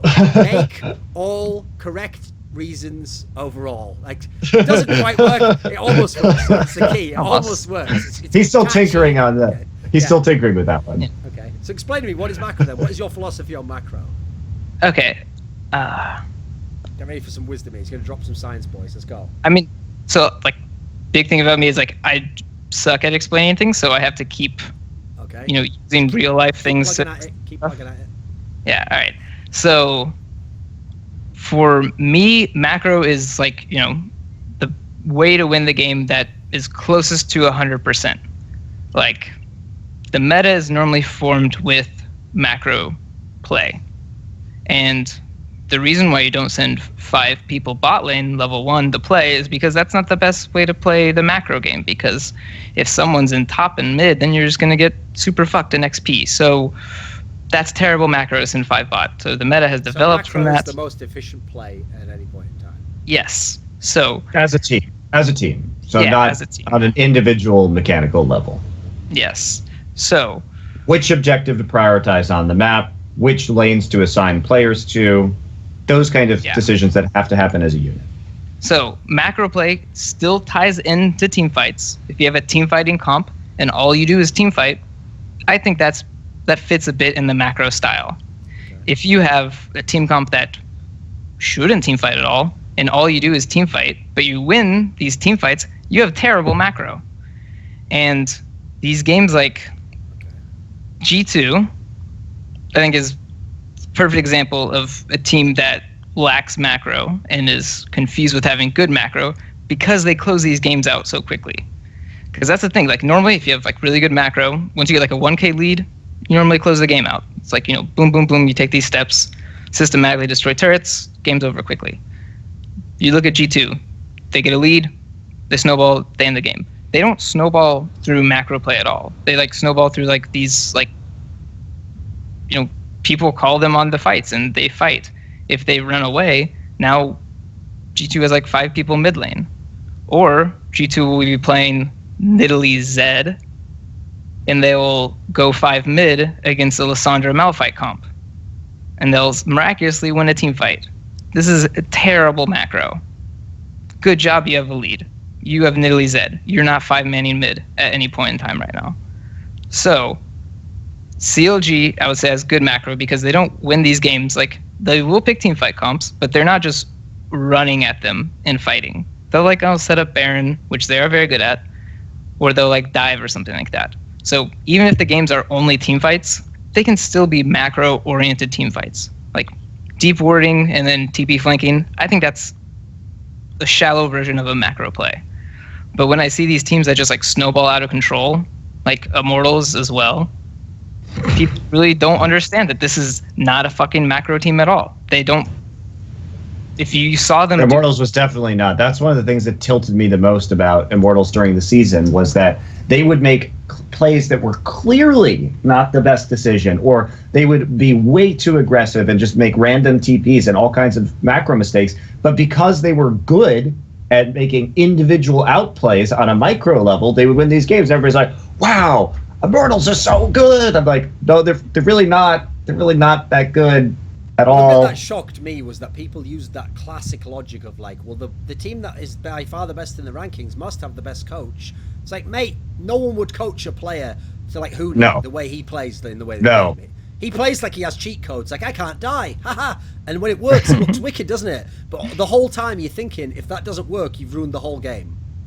Which is how Huhi lost in the past. If we look at classic Huhi moments, what happened when he hit Smeb and his crap wouldn't work anymore? He would feed because he would continue to make the same mistakes over and over and over again, and he would lose his team the game. You know, people always say, Monty, that Huhi tilts. I think that's totally incorrect. What happens is he has poor decision making. So when he gets away with it and he's ahead, he has more leeway to make poor decisions from that point. Yes. When he's behind, he continues to make poor decisions. But he's in an even worse hole. So it's like a gambler. He's just getting more and more in debt. He gets more desperate too, to be the one who's carrying the game. No, I don't think Huhi as an individual player has particularly good decision making skills. It's true. Okay. So pr0lly, we were on the topic of macro there, and you were saying how CLG has this good macro in this particular sense. Was that like the defining characteristic of this tournament where they did well? Yeah, I think it was really important because, I mean, I said it before, the fact that people just prioritize dragons so highly, this meant that if a team that wasn't macro oriented at all is going into this tournament and now they're like, cool, let's prioritize dragons. Now they don't know what the fuck to do when dragons are gone. They're like not diving like they normally do, which is a bit macro, but I'll put it more on the aggressive side. And then the game is, 1K, 2K gold and their advantage, and then they don't play the map well at all. So these teams that would normally win off of just like aggression and stuff like that are now playing this like slower style, and the slow style doesn't work if you don't know any macro. Okay, so actually, I tried to steer that back to CLG, but that sounds like we inevitably have to talk about G2 again. G2, essentially, in their games, they were stomping a lot of the European games. They were looking awesome because the mid in the jungle just shit-canned everyone, and then went and dove any lane they wanted to, and got ahead and snowballed all the champs. So, does this suggest, okay, that it wasn't that they had a vacation, they just all had a bad game and all that? I mean, essentially, they were set up to fail for this tournament, do you think? At least against the SK Telecoms, the RNGs of the world. Well, they didn't even get to that point, in my opinion. Like, where dragons spawn at, like, whatever, 4 minutes in the game, something like that. Like, the game was, like, lost by 4 minutes by G2, like, almost every game. So I don't think they had to, like, jump into the realm of understanding dragons. All right, so my theory. Can we talk about G2 now? Can I? Okay. Yeah, because you know G2 obviously very well. Right. Theory of G2. All right, so first of all, they told their bot lane after the playoffs that they're getting replaced. Boom. Everyone's angry on the team. That's number one. Number two is, this team is not a macro team at all. And when you're not a macro team, then you're obviously planning on just outplaying, and you play a lot on emotions on a micro level. And this is heavily influenced by like tilting or like tension on the team. If you're a macro team and you're like angry at each other, you're not going to forget macro. Like, everyone knows what to do on the map at the right time. It has nothing to do with your interpersonal relationships. If all you do is like fight and do these like little micro plays, but now you're like fighting with your bot lane and fighting with your jungler and fighting with your mid laner, now when you go to these lanes to make a play with them, you guys hate each other. The synergy is going to be super off, and you're going to be like, I'm ganking this lane. No, don't gank my lane. I'm fucking ganking it. And he flashes under a turret and dies, and you're like... So that's where G2 just explodes. They weren't a macro team at all, and now they're just like tilted off their ass for... My theory is they told their bot lane they're getting kicked before the tournament. Okay. So now it's like, now this team has, they don't have a logical way to win the game. Like, they can't repeat the way they win games ever, because it's normally out of just like outplays or something like that. I'm pretty sure there's no Korean team in history has ever been like, by the way, guys, we're just going to the biggest tournament of our life. By the way, you're kicked off the tournament. Please try really hard, though. And then they're like, that has to be it, fuck you, get up my lane, fuck you. You just fed the enemy mid lane, you fucking asshole. Get up my lane. Don't come here again. But okay, Fnatic did it. All mates still. Fnatic did it to Steelback, but then, Steelback still played pretty well for that tournament. But that was always the plan with Steelback, though, right? I don't know. Steelback was the Did guy he know who that? had a girlfriend way out of his league, and even he knew it, okay? And he was trying to hold on, he was trying to get her flowers and take her on dates. But he knew the better guy was coming, and you know what? He didn't even begrudge him. He said, listen, you deserve to be with someone better. I'll find some broken hole for myself. All right. Okay. All right. Let's dial this back. Let's dial this back a little bit, because there are different aspects of this that we haven't really discussed yet. First off, if we're going to believe Sven and Mithy and Origin and G2 and all of this, the deal was not finalized until what? Immediately beforehand, basically? Immediately before the trade was made. So but your theory that they knew they were getting kicked, maybe they knew they were getting kicked and Sven and Mithy had not committed yet and they were going to get some other bottom line. But it seems unlikely that if Sven and Mithy were not committed to G2 that they would tell these guys that they were getting kicked. Because it's not like Emperor and Hybrid are bad players, right? Yeah. So if we are to believe the story, which is that Sven and Mithy didn't decide until after MSI, then they could be lying. Who knows? But okay, right. So the reason why I believe it's so strong has to be some super inner turmoil based on the kicking, is because so vacation. They took vacation. They're not a macro-based team. If you scrim G2, it's like 20 kills in 10 minutes every game. This is not a style that they need to all 5 be playing at the same time for the style to work. They just need to be playing in solo queue, be warmed up in the game, have some communication warm up, something simple. They don't need to, we need to practice how we do Baron because we're not good at it yet. Or we need to practice lane swaps. That's what scrims are for. When G2 scrims, they just, they try to outplay the enemy opponent 24/7. So them not scrimming together and taking their solo queue vacation, whatever, I don't think that would be the reason why their performance is so bad. It's got to be something super deep, under the skin. They're killing each other on. Also, Monty, I know you're a very naive person, a very trusting person. You believe what people tell you, okay? So I don't want to pierce your illusions here, but there's these things called poaching rules, okay? And the problem with these poaching rules is if you actually admit that you talked to someone before the contract's all sorted and the deal's done, that's actually poaching. So as a result, I know it really seems like it's just amazing coincidence that these deals are always done in a day and the teams are all ready and everyone, it just turns out actually coincidentally that the day you ask someone, is this player willing to come here, everyone just says yes. It's sort of filling out one of those terms and services, somehow they read them all in 2 seconds. How do they do it? But they do it, okay? But actually here, I'll let you in on a little professional secret, okay? Doesn't matter how many rules you make about poaching, there will always be the same stuff that is poaching, yep. But you'll just have to keep changing. You add a level of abstraction, or you do it through a different mean, or you use a code word, or use smoke signals, whatever it is. People always know before the point that's official that they want to join a team, that the team wants them, and that all sides are done. Then you do the deal. Yeah. I mean, that's why I get what you're saying. It is possible that they didn't know, but there's got to at least be a bit of wiggle room there, I think. Sure. Yeah.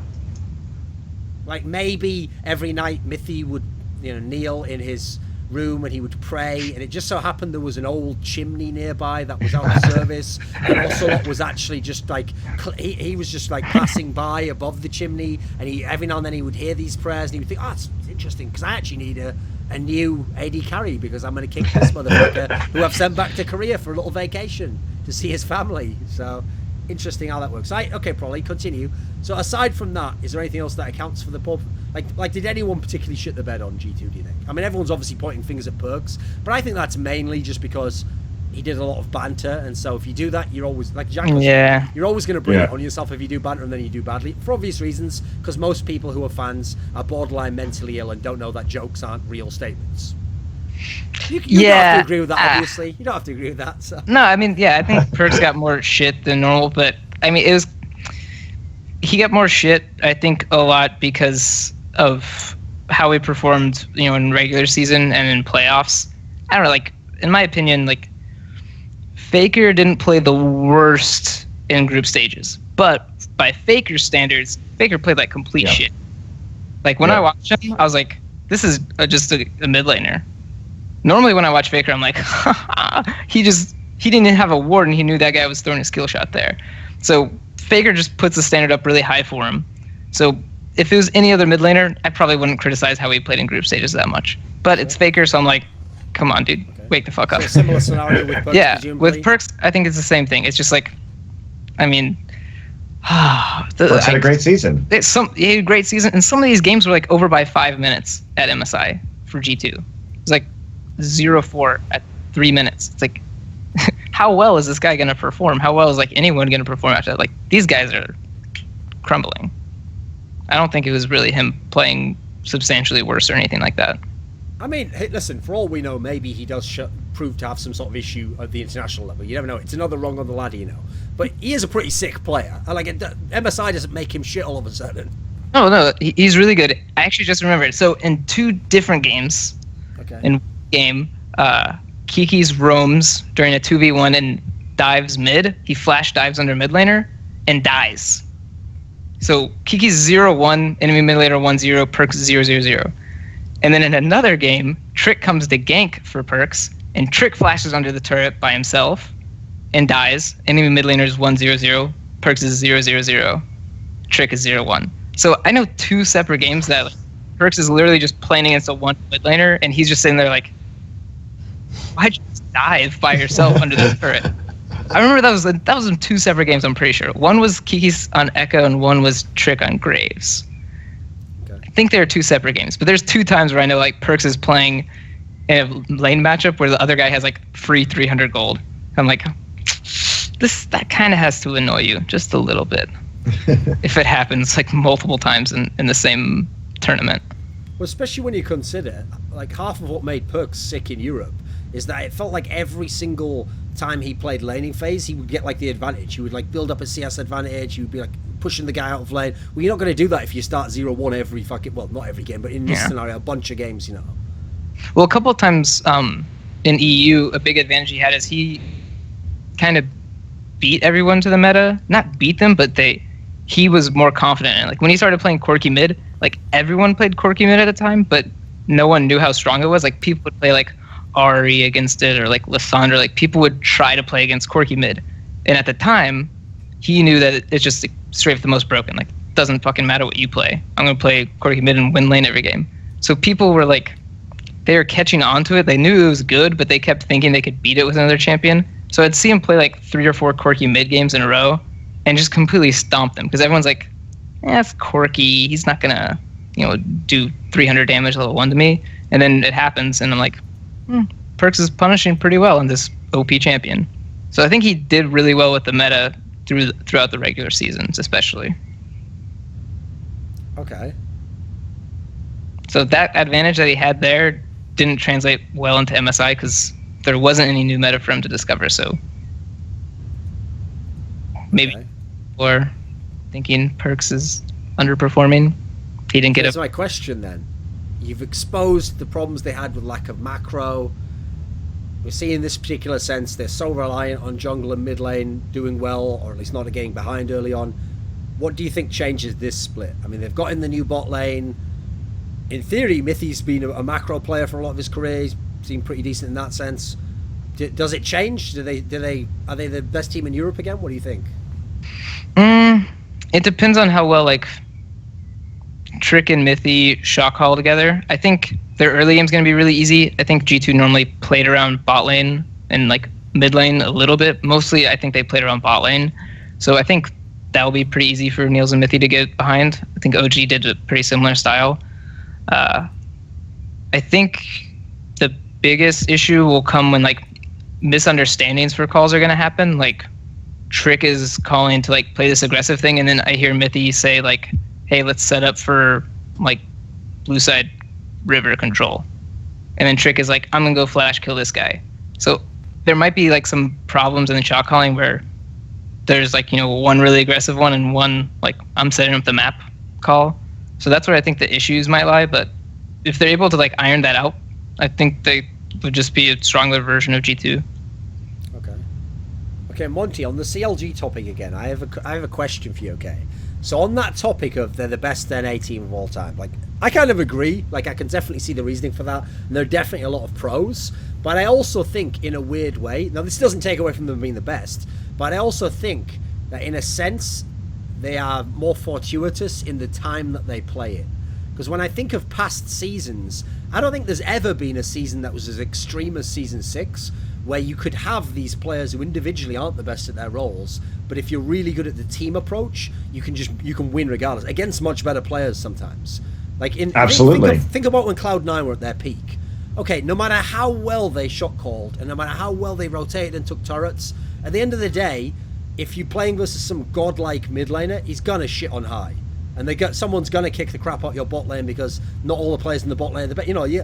You're still gonna have some issues there. Where it was gonna be still like, I always think of the old Cloud9 internationally. They had to win every game by like the absolute like seat in their pants with like perfect shot calling, play amazingly. The other games they just got their heads smashed in. In these games, CLG was doing fine. Like I said, even team fighting against superior players at times. It feels like they've also it's the right sort of meta for them to be this good in.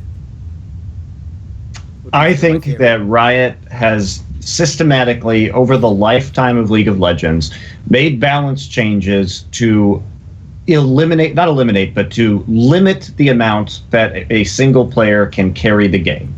If we look at what Faker used to be able to do in Season 3, that's not even remotely possible anymore. And this is okay, I guess, because it limits some snowball mechanics. Sure. But I think that it has been Riot's goal to ensure that these things can't happen effectively. Now, is that a good thing or a bad thing? That's what we have to debate. It is interesting that they would make these decisions. I think I would like to see a little bit more individual carry play, and I'm the ultimate team-based macro fan because I think that there has been less ability in Season 6 to have outstanding individual play able to carry games. Sure. What do you think, pr0lly?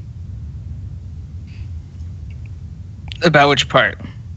We talked about like CLG and C9, and then I mean, to me, like I'm saying it's not taking anything away from CLG, but I also think in a way they have an advantage that some past teams who had their sort of composition of like strength of roles or balance or approach to the game couldn't have had this much. Like I think this is like the perfect environment for CLG to be able, with a team without many superstars, to go so far. I mean, think about how crazy that is. If you look at this roster on paper before this split began, pr0lly, and I told you this team can go to the final of an MSI and they're going to beat SK Telecom in a game, they're going to beat RNG in a game, you'd be like, come on, man, how's that going to happen? Like, and even if I tell you, oh, don't worry, they'll have like good shot calling.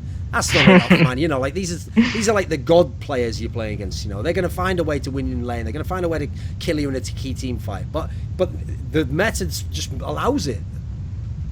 Yeah, I mean, if we want to compare, like, how like CLG and C9 are similar, like they are playing with like subpar mid laners in terms of like individual skill, individual mechanics. But yeah, they make up for it in like superior shot calling, superior team play. But I think there's a big edge to CLG because, like I said before, I think they actually have decent macro. When I watched C9 in like last split and split before that, their macro really isn't that great. Like what C9 has is they're all together in their shot calling. Like their impulse fights, their improv fights are really good. I mainly mean the old C9 with High, by the way. Yeah, not new C9. Yeah, the one I'm talking about with High. Okay. Like I think their shot calling is really good, but I think their macro is bad. I mean High as a mid laner though, not High as a support. Yeah, I mean High as a mid laner. Right, okay, I'm just checking. Yeah. You did say last split, but okay. Oh yeah, sorry. Well, last split included because the shot calling really didn't change. Okay. Like I didn't think the so let's start with this. When you're saying shot calling versus macro, what do you, just so people know, what are you distinguishing here between Cloud9's ability to play the map versus, are you saying shot calling is in their ability to commit to one thing in the moment? Is that what you're defining as shot calling here? Yeah, that's what I say C9's advantages is like if they say like, hey, we're gonna go here, everyone understands their role to go to this position. What C9 I don't think has is like, hey, let's play for mid turret. This is how we take mid turret. We invade this side and this side, and then we'll take it. They don't have a system to break the. I think CLG does have, but the fact of the matter is like, yeah, if you just have 5 people all acting as one, even without great macro, like G2 got really far with it. Like C9's gotten really far with it. I think that's the most powerful aspect a team can have right now. like not necessarily macro. It's just all 5 people doing the same thing. If you can learn macro, it's like even a plus. Like, I mean, CLG got super far with, like you said, the roster doesn't look super sick, but they have decent macro and they have good shot calling. They're all together and stuff, and it, you know, pays off a lot in this team-based game where individual performances are kind of teetering off a bit. So here's the funny thing. This is why it triggers people that they think I'm saying Stixay shit, okay? Because to me, when I watched MSI, the whole time I was just like, holy shit, Afromu's a god. Like, remember the series they had against Flash Wolves? Here's how every fucking game in that series went. Flash Wolves early out jungle CLG. Flash Wolves have advantages early on. Maybe Maple even has a few kills on him. Everything's looking great for them, right, in the early game. Then here's what happens every fucking game, is that CLG draws Flash Wolves into a fight where Flash Wolves aren't quite certain, like, do we commit all in, do we go in? And then the second Flash Wolves like commit but don't quite commit, and they're in that middle zone, the no man's land. CLG turn on them all at once, instantly, no hesitation, everyone goes onto the targets and they kill them in teamfights. Even when they're behind in gold, they're behind in items, they're against strong picks on the enemy, every time that slight overcommittance from the Flash Wolves players, it was always punished, like, absolutely, like you just cut off the arm entirely. It actually reminded me of like old school Moscow 5-star, where they were like the best at going into a fight, coming out for 1 second, and then they would all collapse onto the one guy, and so as a result it'd be like a 4v5 instantly, you know. And yeah, listen, you can look at who's getting the kills. So you can say, oh, I saw all the damage Stixay did in the fight, or oh, look at this great kill at this point in the fight from Zion Spartan, so sick, you know. But who's the person who tells them to all collapse in like that? It's the shot caller, right? Yeah, a lot of props to that guy, because it is very hard to find a good shot caller and for them to be consistent under pressure. I mean, I could shot call scrims all day, and I'd be fucking godlike. Second I got on that stage, I'd be like, you guys want to do Baron now? That would be my change. So it'd be, I don't know, I think it's really hard to kind of find one that would perform, like, in a lot of different situations. I mean, the whole thing is, the key thing is you've got to, if you're going to be that sort of shot caller, you really have to. That's why being the captain's ideal. You've got to have that, like, responsibility where it's like, if we lose the game, fair enough, it was my fault. Like, I made the stupid call that was wrong, and you all obeyed it, but it's my responsibility, you know. So now, obviously, the upside of that is you get the credit also if you win. That's why I'm saying in these scenarios, when I see like a ballsy play like that can throw the whole game, then if you pull it off, you have to give them credit just in the same way you kind of give them the blame, you know. What do you think, Monty? Because I remember when Aframu used to get that hype every fucking split when he was under you were the coach, and then even after that, every split people hyped the fuck out of him in the regular split. Then that's exactly the sort of stuff that wasn't present for me in the playoffs. That's why I always felt like he was lacking somehow, you know. One thing I will say from coaching Aframu, to give you some insight into his character, I think that it's great that he's really grown into this incredible player and a solid, reliable shot caller. But one of the things that I struggled with when I coached him was that he would have those moments in practice, and he would be just doing extremely well and shot calling all the time. But he's kind of he's a reserved guy by nature. He's not particularly outgoing. He's more, he observes things and he thinks about them and he internalizes them a lot. So I think it was always a struggle for him to be that shot caller on a daily basis because he's more introverted, to come into practice every single day and be the loudest voice on the team and be that leader. And I think he had to grow into that and learn how to do it, because I don't think it comes to him naturally. The intelligence around the game and his skill, I think, comes naturally, the talent. But I think it took him a long time to really step into that role. And I think that there were team dynamic problems when I coached him that made him uncomfortable or unwilling to step up every day, because I used to have conversations with him, because the way that when I coached CLG, the way we practiced and scrimmed when Afro was talking all the time was night and day to when he some days would just not say a word. He wouldn't say anything for an entire day's worth of scrims.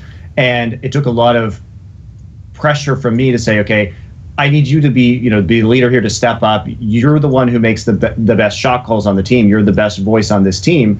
And sometimes he just wouldn't feel like doing it.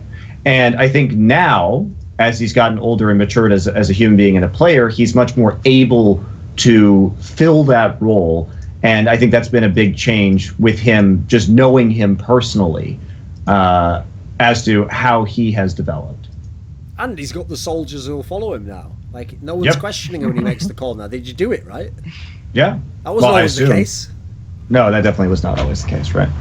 So I think, in a way, it has been very intelligent the way CLG has built around Afromoo, because Tony, who was coaching too when I was coaching, knew obviously that was there. And it was just a matter of unlocking it in a consistent manner where every day Afro would show up to practice and continue to develop his shot calling and to be the leader of the team, so that you could have a way to practice that in itself was consistent, so you could build out the team from there and you could have develop more reliable strategies. So it worked out really well. Okay, pr0lly, we need to have the discussion now about the AD carry of CLG. His name is Stixay, and I have never seen, you notice I very rarely ever use terms like circle jerk. I actually think it's like a poor way to describe something. This is one of the few times I'll use this term. I've never seen people circle jerk over a player as if he was like the god of that position in this manner. Like, let me ask you this, pr0lly.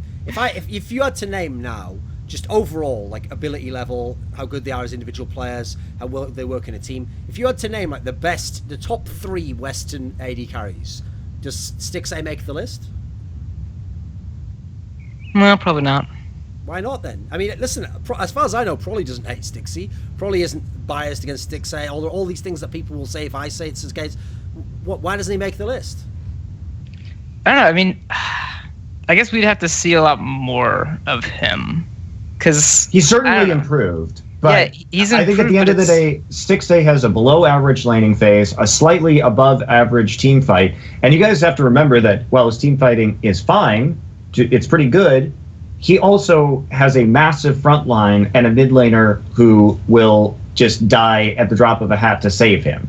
And they also play compositions where they create a 4-man. Anybody looks good with any AD carry is going to look good who's even mildly competent, who has 4 tanks in front of him and is playing a 6-item Caitlyn. Well, okay, the one thing that I think Stixay does have that, I would say, not the top 5 AD carries outside of that don't have, that's really overlooked, is he's a playmaking AD carry. It sounds really weird, normally AD carries need the support to go in or tank or something, but I don't know, Stixay does look for chances to do shit. He's not that accurate yet. There's a few times I see him just completely throw a team fight or throw a siege that they're doing because he's stepping up way too far to make this this chunk. But he's looking to punish mistakes, and all you have to do in that scenario is get him better at doing that. That's not a player that you could be all right, let's focus on your mechanics and let's get you less crazy. The second that you get that player to tone down his play style, he's just gonna shit. It's kind of I don't know, compared to how Trundle was. Trundle was never super godlike, but he's a huge playmaking AD carry. And on TSM, I think they just neutered him. They're yeah, clearly. I mean, they told him don't flash forwards, don't do any of that stuff, and as a result, he just had no playing style. Yeah, so yeah, because he was never the best mechanical player or something like that. But when he got in his groove, he could, make opportunities for himself. And I think Stixay has a similar approach where he can make these, plays for himself. And yes, a lot of the time they're genuinely not that great. Not a lot of people are going to be able to pull this off. Or, the enemy, if the enemy was paying more attention, or if the enemy was better, they could punish it more. But it's I don't know. I think that's a pretty hard to find characteristic in a player, and if you find it, make them better at it. You can't I think that's definitely definitely a good way to look at it. And remember, Stixay is a fucking rookie. He's doing really well for a rookie. Can't we just? This is what I don't understand, Thorin. I totally agree about your circle jerking comments about this. He had a good tournament. He did. He didn't play badly. Yeah, he's wicked. But at the same time, the community seemed to get so fucking desperate that they would just latch on to any evidence that he was godlike. It's Bang said it. He made this play, and it probably was a good play. But as pr0lly saying, they just seem to gloss over a lot of the crap that he did that really was not good in a lot of team fights. And to me, Stixay seems like he's a bit coin flippy right now. And that's not a bad thing in that he can develop further where the percentage of his good plays and on the risk goes up, where he starts making better plays against that risk. And I think that's what will happen. And I think he's got a good future in front of him as an AD carry if he continues the very swift development that we saw over the course of the spring season, and he's got a veteran support player in Aphromoo to help him. But he still has a lot of deficiencies. And I just don't get why people will look for literally any fucking thing to latch onto to validate this view that this player is somehow a god. Can't we just accept that he had a good tournament and that he's developed a lot as a player and he's a very promising rookie and he made the fucking finals for NA of an international event? That seems like it's pretty good to me. Do we have to really go beyond that and pretend to be something that he's not? Yes. I mean, I'd love to be a fucking Caitlyn player where my mid laner and support basically live to create space for me in team fights, peel for me, fucking get the enemy on there. Like, that's the dream. That's like the Make-A-Wish Foundation. That's what I'm Could saying. I play AD carry at MSI scenario? That's what I'm saying. Like, CLG strategy is get Caitlyn 6 items, provide massive healing / meat wall in front of him, and just allow him to auto attack. It is an AD carry strategy. Every AD carry wants to be in that position. I mean, I'll give you another thing that is actually a good quality that it's true not a lot of players have in terms of Western players. One thing that did impress me is when you put him in these scenarios where you give him the advantages like that and he's in a great situation, the teams will go, he did execute a lot of them. Like, he didn't choke and he didn't fuck it up in that sense. He might have made a bad play, but there's a big difference between making a bad play and, like, choking and being scared to make a play. No, he definitely didn't choke. So I'll give him that. Like, a lot of the Western players I've seen, when they get to that top rung of the ladder, which is like international play against the best Asians, that's where a lot of them do, like, go back into their shell and they're scared to do something, or they just play overly passive and they are worried about the nameplate of the guy opposite, so they won't go in attack range at all times. Okay, that can happen, sure. I mean, I've seen Reckless do that at times, but he obviously isn't some superstar AD carry. I mean, who knows what will happen in the future, but right now, we can only judge what we see right now in front of us. What do you think, pr0lly? I mean, you were kind of saying, well, what do you think overall on Stixay? What's the overall, like, what would the overall score be for MSI? No, I mean, I think grading scale for term. I would give him above. I would definitely give him above average. B plus. Yeah. Yeah. B like plus I good, think right? I think it was really good. I don't know. I still like when I think of like playmaking AD carries that like play well with a team. I always like think of Niels and. Sure. Yeah. You know, I mean, I'm in the EU scene, Monty. I'm not going to talk about a Korean player. So comparing him to Niels, like he's got a more like wild side to it, and he's like not as like refined, and his mechanics I don't think are as good as his. So I think, you know, maybe by the end of Summer Split, he can start reaching to that level where he's becoming this AD carry that like you can compare really closely to other international AD carries. But I think right now he's like on the cusp of rising. I don't think it's fair to put him there already. I think it's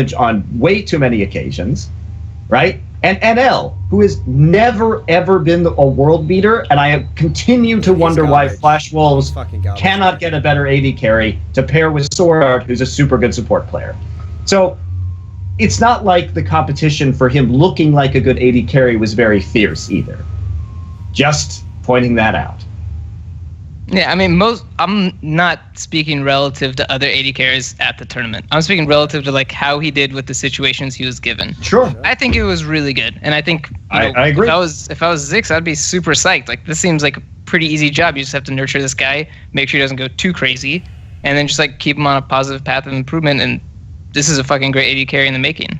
This is where I'm actually a little bit tilted that Freeze has joined H2K, Monty, because unfortunately, that sets up the obvious circumstance that if I ask pr0lly about how good Freeze is now, people are going to assume whatever he says is biased, right? Like, as a player that's just joined his team, you're going to say he's good, he's the new star, blah, blah, blah. The problem is, if Freeze hadn't joined H2K, this would be the perfect counterpoint to make, which was, I would ask pr0lly, well, Freeze was on a team that supposedly weren't very good, and obviously the team didn't play around him very well, didn't accomplish any success this season in terms of actual like playoff run, anything. But most experts I know would tell you that Freeze is a better AD carry than Stixay right now. Absolutely. Now, here's what's funny, you might not realize this, pr0lly, but the actual opinion on Reddit is not only is Stixay really good, they think Freeze is overrated and everyone should stop circle jerking him, and that everyone's overplayed him completely. Freeze is excellent. Because he went to NA and didn't get first place, so obviously fucking overrated. And unfortunately, he's been on a lot of teams that didn't make playoffs and all the rest of it. I mean, ignore the fact that some of those teams were fucking terrible, but ignore that for a second. Yeah, that's what I mean. The gap in perception alone is crazy to me. I mean, look at YellowStar. YellowStar's super overrated now. Oh no, he went TSM and they didn't do that great, and now he's not a good shot caller, not a good team. I mean, they did make it to Game 5 of the NA Finals. They did do pretty well when all was said and done. I don't think they had, good coaching staff that helped them mesh. But I don't think this takes like that guy. Great shot calling and leadership abilities. When he just gets. You're cutting it off. Mic cuts off, by the way. Yeah, you're like cutting it off. Yeah. Hello. Okay. All right, try that. Okay, yeah, that's better, I think. I think maybe you're doing something to your wire or something. It's just every now and then, like a word will cut out. It's been doing it for a while, but it just was really bad on that one segment there. Okay. I don't remember what I was saying now. Well, and you know what? To all the people who say Freeze is overrated, well, this is the real chance where we get to see exactly how good Freeze is, because he's been paired with an excellent. He's been paired with so many known quantities right now. H2K, you guys don't look like you downgraded, getting rid of Forgiven, and you still have some of these very top-tier players, and he's going to be playing with the top-tier European support in Vander. So if he can't do well this season, this is where Freeze is really going to shine, right? There's no more excuses for Freeze. See, here's the thing though, Monty. I made a point of doing a tweet of this because I know everyone was sort of like felt like they'd been let down because everyone was hot off that drama with Sven and Mithy and all the rest of it. But then when the Freeze news came in, I noticed it came in between like the Sven Mithy thing and then Forgiven, Hybrid to Origin. And so actually the Freeze H2K one really flew under the radar. Like most people were like, well, admittedly the League of Legends fans, they were like, well, a team that is fourth is fucking shit and could never be good. They're using that like linear logic. But here's the thing. First of all, I agree with what you just said there. For me, it's not an upgrade or downgrade. It's like if you give up something in one sense, you get it back in another. It's a great move for H2K. But in terms of drama, you guys don't realize this is fucking delicious. Remember, what is the storyline of why Freeze got forced to play in Challenger for a few splits? His team came in when they were NIP and played this fucking random Polish team that no one expected to be good, and they lost 3-0. And here's the key detail. First of all, if you even ask Freeze today about that series, he will never take any blame for the bot lane's part in it. He always says, listen man, game 1, we clubbed the bot lane. We clubbed the bot lane. Game 2, we clubbed the bot lane. Then the mid lane is telling us to put... it's not even a good accent, but it's vaguely not it's sort of European. So we clubbed the bot lane. And it's so good, man, but the scaling is so bad. And then, so anyway, right, here's the key detail. He gives no respect to the other bot lane. And here's the little zinger that maybe people have forgotten, is that after the series, Vander, numerous times, maybe even in an interview, I forget, told me that he despised Freeze for being so arrogant, and that Freeze... the reason he said he despised him is because after one of the games, when they were like going for a break or something, or like, one of them had to go to the toilet, he said that Freeze walked past them and just looked over at them and did something, just like tutted him, like, was all like, who are these fucking scrubs? And that one micro gesture alone set Vander on like perma tilt against this guy. That the guy was shit and that he'd never amount to anything and he was a loser. And now, I love these scenarios. It's like a superhero comic. It's like they still hate each other, but they're forced to work together. The villain and the superhero must work together to defeat like the thing that's going to end the world. So they have to put their feelings aside. So what's beautiful about this is, Unless Freeze came to the house with like fucking chocolates and like serenaded him from a window, there's no way that was all just healed instantly. But they have to pretend like it is. There's no scar tissue here. What are you on about? It's all fine. I think that's beautiful. I can't wait. I mean, I know Freud doesn't want to hear this, but I'm hoping for a Game 5 breakdown. I mean, I didn't even know about this. And like, if you meet Vander, I don't know if you met this guy, but he's a mega chill guy, right? He's the biggest fucking clown in the world. Like, this guy is never serious. Like, I have to try my hardest to be like, dude, we gotta go play LCS, and he'll fucking dance or something. You know, like, it's hard to get this guy to be serious. So imagining him being angry. He looked pretty serious when he said that if Forgiven was in H2K, he wouldn't be. He's just being an obnoxious little kid. Like him and Jankos are just like in a banter battle. Okay. Yeah, they sit there and they're like, hey, probably can I tweet this or is this going to be too bad? And I have to like scale down some things. I'm like, dude, you can't really say that because probably you're going to get blacklisted from Riot. So yeah, I think they're just at a constant competition to like, okay, I don't know, get on Reddit saying stupid shit. And it works. Listen, we know that. It's a successful formula. Exactly. We've been doing it way longer than they have. You can't always guarantee results in the game or in life in general. That's very difficult, okay? You can definitely guarantee drama, controversy, all these things. Those are a lock. Okay. The Banter Squad is terrible. Here's a question for you. No, I remembered something before we get into this. So to disprove pr0lly's theory about why they went on vacation, because here's something interesting. Emperor came back to Korea. Yeah. He came to the Champions Finals between the Rocks Tigers and SK Telecom, and I was talking to him at the finals, and he seemed pretty happy with being on G2 and their success and everything, and I think he would have told me if there were these roster changes happening. Now, not to say that when they got to MSI that all this shit didn't go down, right? And that could have contributed to their performance, but I don't think this was planned as of a week after the EU finals when I saw Emperor and talked to him. No, that's what I think happened. I think they like took the vacation because they don't really need to play macro. That's not going to affect their play that much. And then they like get to MSI, they're like going on stage, and also it's like, okay, you're kicked. Okay, and see, the problem is I feel like I figured it out already. No one's wrong here. So, Monty. No one's wrong. You sweet summer child. You don't realize that sometimes the things that Koreans say publicly are not always actually. This was a private conversation. Okay. Not so private anymore, you bastard. Okay. Whoa, Emperor seemed happy being on G2. I really broke his confidence. How dare you? But I want to talk about the roster move in general too, because I was making tweets saying that this is really smart of G2 to do because they just won Europe, and when your stock as a team is at an all-time high, and you are the best team in Europe, and you've got great players who perform really well in Perks and Trick, and you have the best opportunity. Everybody wants to come be on your team. This is when you make roster changes, right? This is the best time to do it because everyone wants to come play into your team. And it's not that Emperor and Hybrid are bad players. It's that if you have a chance to improve your roster by getting Sven and Mithy, and like you said, improve the shot calling, improve the macro game, add more dimension to your team, and not only that, but it opens up an import slot for a top laner. Because Kikis is not a very deep player in terms of his playstyle. He pretty much just does one thing. That's a really polite adjective. Yes. He doesn't have a lot of dimension to him, and possibly that is a result of role swapping for his first season. I don't think that he is going to reach super carry levels of top ever. I could be wrong on that.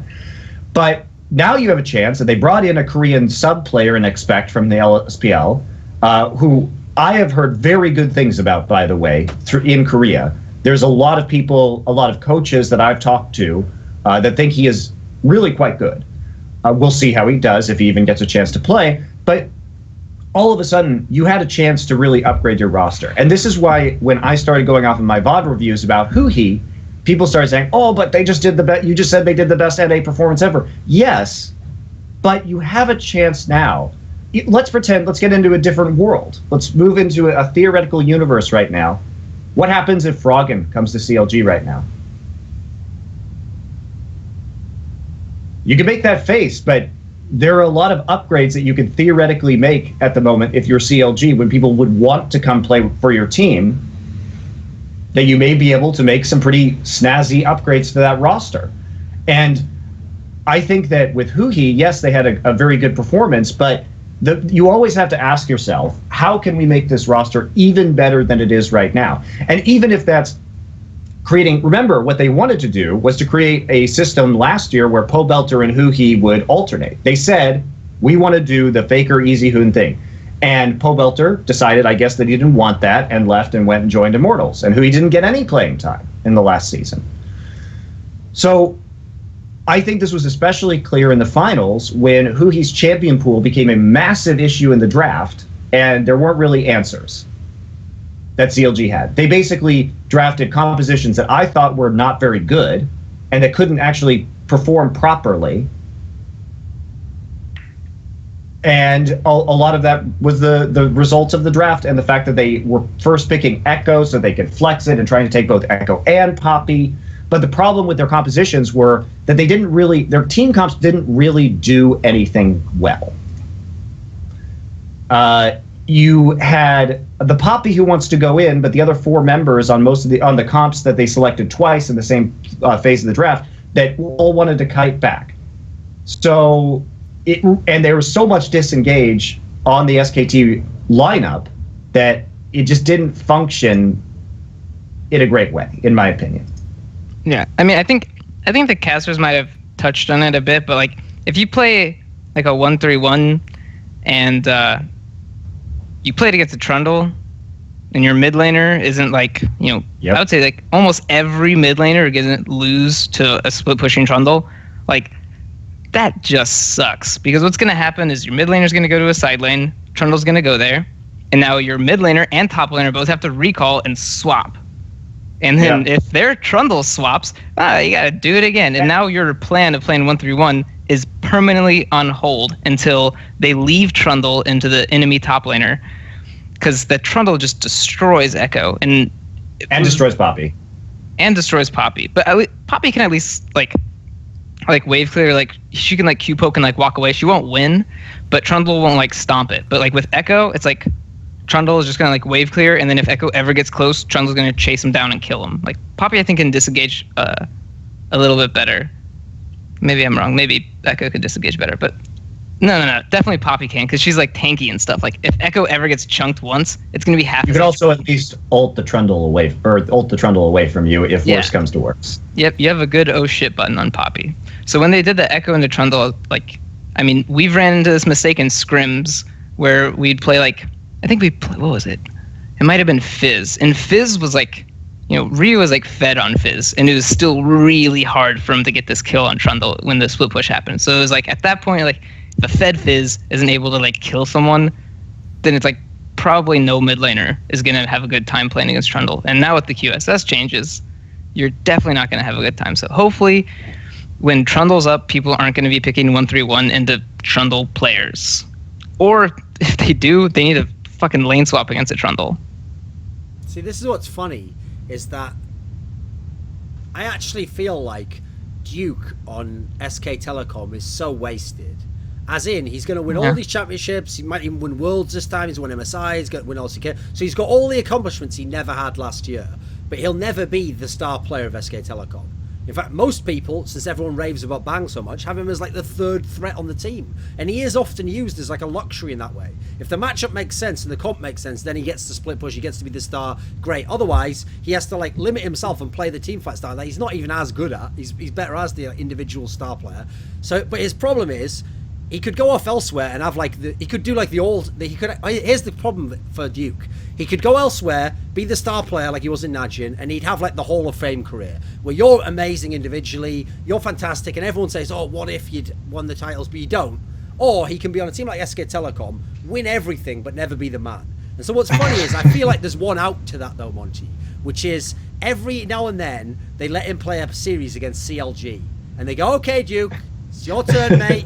You do everything you want to do. And I saw this at IEM. I've seen this at MSI. They go, listen, CLG, you love them, mate. They've got that guy who thinks he's like you, but he's from North America, so he doesn't realize he's not you. That Zion Spartan now calls himself Darshan. He thinks he's really sick at split pushing. So have fun with him. And then you know what? If their mid laner comes, I mean, you're going to destroy him anyway, mate. So this one's on you. You just wreck him. And it's like he has his fun there, and he goes, okay, guys, thanks for arranging this little surprise party for me. I've got it out my system now. I've sown more wild oats. I'm willing to come back into the fold and be the subservient third threat on the team and waste the rest of my career just for those gold medals. So, like, I've seen this happen too many times now. How are you going to 1-3-1 against SK Telecom?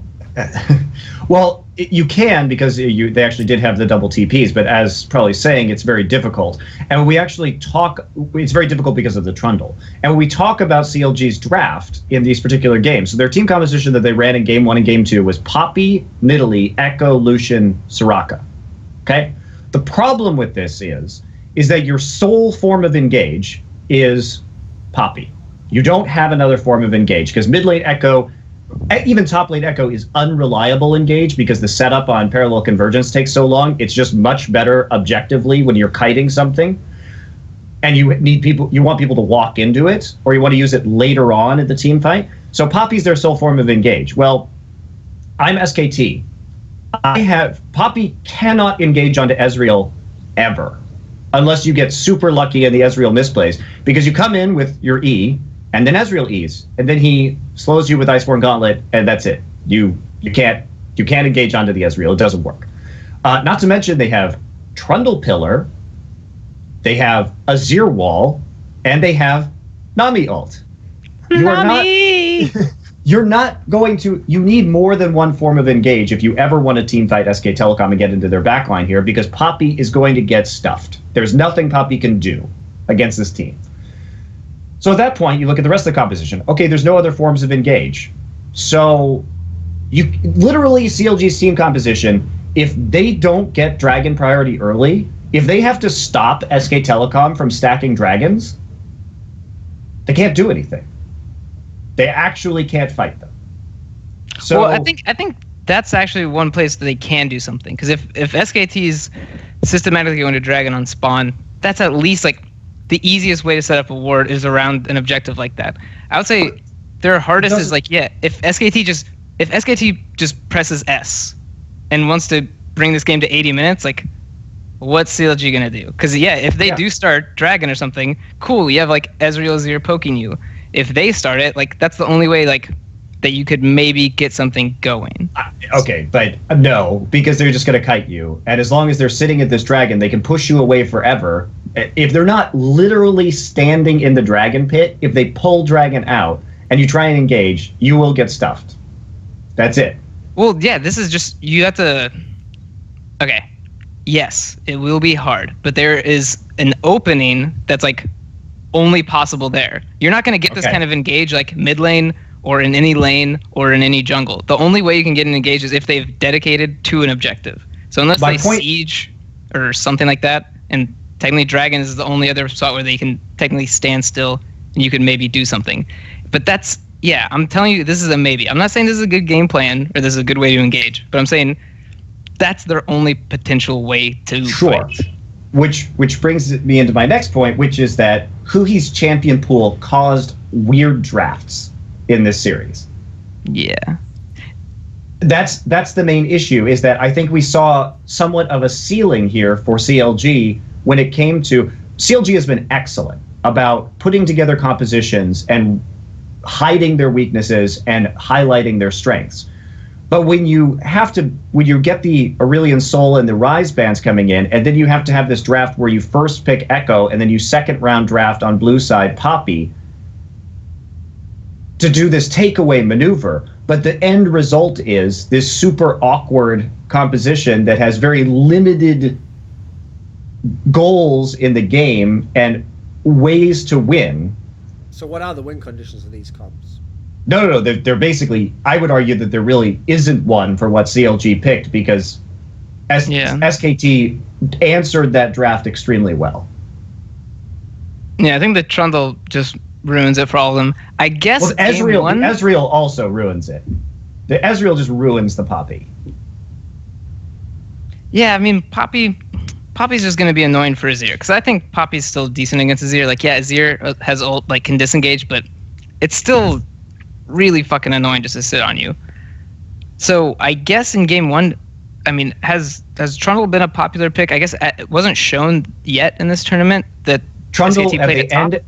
Trundle was very rarely picked as a top laner at the end of the season in Korea. So yes, this was surprising. Okay, so game 1, I kind of get it. I'm like, cool, they like took the Echo Poppy, they're like really narrowing this pool down, but then they played Trundle, and then like game 2 I was like, all right, you know, they tried to take these top lane champions away, and then they played 1-3-1 against Trundle. They're not going to do it again, because even in game 1 I think Huhi goes top and like walks into the Trundle, and Trundle just chunks him to like half HP, and he runs away and teleports away, and I was like, all right, he's learned his lesson. Like, you know, he's got to know, like, this Trundle is just going to destroy him.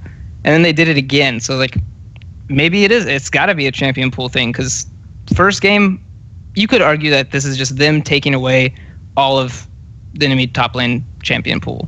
But then after game 1, you know that they have a Trundle that they can play. So I guess, yeah, game 2's got to be, this literally was their champion pool that they went into the tournament with. Well, they also thought, hey, if we don't give up 3 really silly deaths right at the start of the game, because they did make a good attempt at coming back, but it's about the win conditions, and fans will look at it and they'll say, oh, CLG played a really close game, and they made some smart calls in the mid game to pick members of SK Telecom off into boots, and they played well around tower pressure to come back into the game with gold. And this is all true. But at the end of the day, it looks close. But when you actually think about their composition and the ways in which CLG could feasibly win this game, there aren't very many of them. So that's the problem, is that, yes, from a shot calling perspective, inside the game, CLG did basically all you could ask for with the pieces they were given. But unfortunately, the pieces that they were given didn't really lead to a cohesive strategic whole, which they could actually take into this game.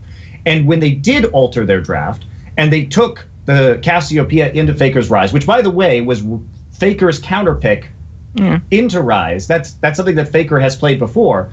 The problem with their composition in the final game is that you run into the same problem of who is going to manage the side lanes. Because the entire reason why you pick Caitlyn and you build Hurricane first is because Caitlyn, after between 1 and basically 3 items, has to stand in the mid lane and wave clear. You pick Caitlyn with double TP compositions so that Caitlyn must go mid. Caitlyn cannot be left alone in a side lane. But the problem is that Cassiopeia cannot be left alone in a side lane either. So the ideal way to play the Caitlyn is to provide a lot of tower pressure. That's how you want to play her in the early and mid game. But when you reach this 1 item threshold where if you had a lane swap, the side turrets are down, you have to make a decision about who's going to that side lane. And unless you have double TP or a champion that can be better in a side lane while Caitlyn applies pressure mid, but Cassiopeia and Caitlyn are both champions that want to be in the mid lane and stacking safely in the mid game. So they really hurt themselves in that way too, in that they basically just guaranteed that they were not going to be in a situation where they could use their composition optimally. Yeah, I would say the thing they could do to get Cassiopeia into the side lane and make it safe is if they do a lane swap, so all tier 1s are down except for mid, and then they do a quick siege on mid and take mid turret down. Now that mid turret's down, Caitlyn can be safe in the mid lane, and they can at least have river control, so Cassiopeia can push to river and then group or something. But you're saying push to river. You're never applying pressure in that scenario. Yeah, it'd be a very different case. After that. But Cassiopeia is not an ideal mid lane champion for a siege composition, right? That's the problem. The Cassiopeia would be the counter pick, and then meh fits in the comp. It'd be more for just you'd get the mid lane advantage, and then you punish the Rise low wave clear, I guess, is the most logic I can get out of it. Right, but it's difficult to play this composition. Yeah, I would say all of CLG's comps were kind of wonky. And the only thing you could say is, okay, well, maybe Huhi wanted to pressure the Rise. I think it's cocky to think that you're going to somehow snowball a mid lane matchup against Faker. But honestly, I would have rather seen a Lulu in this game. As weird as that sounds. At least because the Cassiopeia when Rise Wouldn't comes in, that be a little bit more cocky if he picks Lulu into Faker's Rise? Like, safe. I got this. It's safe, and you're still going to provide peel. That's what you want to do with Cassiopeia anyway. When Rise runs in, and they do. One thing you can say about CLG's composition is that they have some of the best champions in the game for dealing with Rise. Yeah. Soraka Silence, Cassiopeia ult, Maokai is very reliable against Rise. Kindred, they do have many, many answers to Rise as a champion, but they don't. Oh wait, no, yeah, I actually took notes on this. Okay, yeah. All right, now I remember everything. Yeah, so this comp was literally only to counter Rise. Yes, yeah, exactly. Yeah, I can't remember why I was arguing the value that this comp can work, but yeah, these picks had nothing to do with any synergy. It was just the one synergy they had is they all deal well with Rise. Yeah, that's what I forgot about this game. Yeah. I thought that was funny. I thought that was good. But it could work. But you can't snowball the game. That's for me. That's the main issue here. Is that how do you, if you're CLG, how do you even get to the point where you're going to late game team fight and shut down the Rise? Because on a pick by pick basis, we'd be like, what's good against Rise? Well, Maokai's good against Rise. What's good against Rise? Well, Cassiepia's good against Rise. It's good against Rise. Oh, Soraka's good against Rise. But yes, all of these statements are true, but you have to get to a point with Cassiopeia and Caitlyn. They take time to get there. And SKT is not going to give you that time when they take things like Elise, who is going to pressure you early. So if you start to fall behind, you're never even going to get into a point in this game where you win. And the problem, too, is that obviously Elise Rise synergy is so strong. So if SKT starts making plays on the map, or if you overextend, because you can't put pressure on with Cassiopeia in a side lane or Caitlyn without overextending, Elise and Rise show up and just put you in the fucking body bag. So on an individual champion by champion basis, we can say this is a Rise, these all shut down Rise, but you have to be able to get to the point where you can feasibly team fight, and I think that was the flaw in the logic here. Especially when you know that Blank's just been playing Elise this entire series. Yeah, I actually like that. I was glad we got some Elise games in. I was tired of seeing the same three junglers every game. What do you think about the fact that CLG banned the same things every game, except the last game where they didn't ban Maokai, they put Ezreal in and then they just picked Maokai for Darshan. So every game it was Alistair Sivir bans. Should they have changed that? No. Would have been worse for them if those got through? Yes. Yes, it would have. I think that SKT has shown extreme proficiency on Alistair and Sivir. So if you're not willing to play them yourself, and also because of the red side issue where you get those two power picks, you start handing those things over. I actually don't mind their ban strategy very much. Oh, yeah. Okay, so I think I mentioned it sometime during this tournament. I actually hate this style that the higher seed picks 1-3-5 and the lower seed picks 2-4 for the game sides, and then they both like show each other's hands, and you don't really know what side you're going to be playing, except for like the games you choose. And so hence CLG played blue all three sides. Yeah, I think this system is complete shit. I hate this system.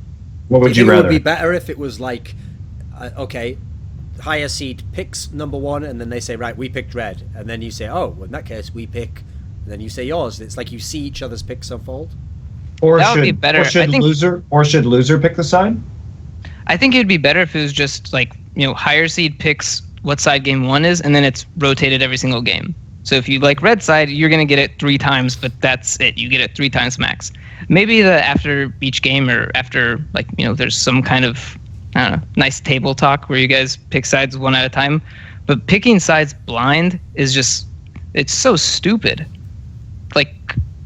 Oh, so you also would prefer, as in strategically, if there's an option. So, for example, I lost game 1, and it's now my turn to pick, and now I can decide based on what happened. If I need the counter pick or something, I can make the strategical option.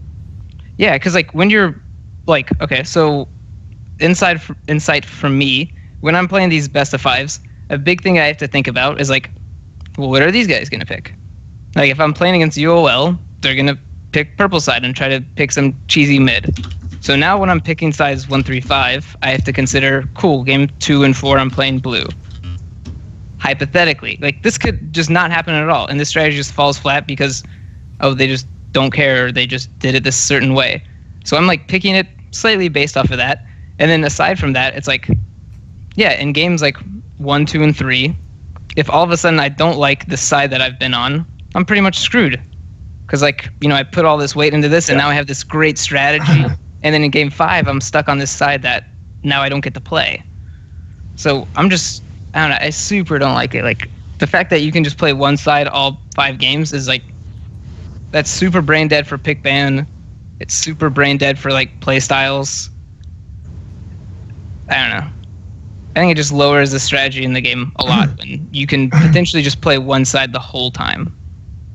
Well, I think that teams should be allowed, if they want to play one side the whole time, to play one side the whole time. But I do agree that it would be nice to have a more reactive style of strategy as opposed to the just blind picking them before the match starts, where you can make an adjustment and say, oh shit, these blue side, they're banning and picking in a weird way I didn't anticipate. We need to get that first pick now, so I'd rather play blue side in this game.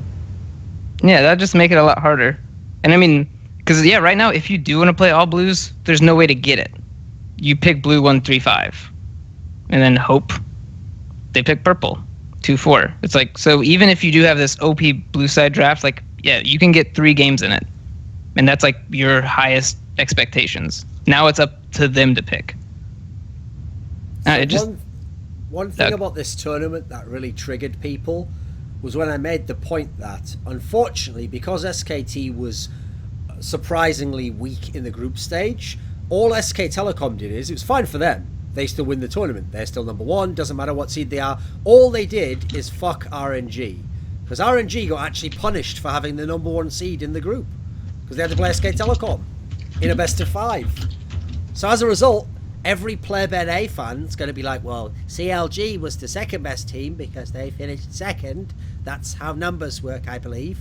But in reality, RNG was the best team in the group stage, won a game off SK Telecom, and went out 3rd to 4th. Question is, pr0lly, was RNG the second best team in this tournament?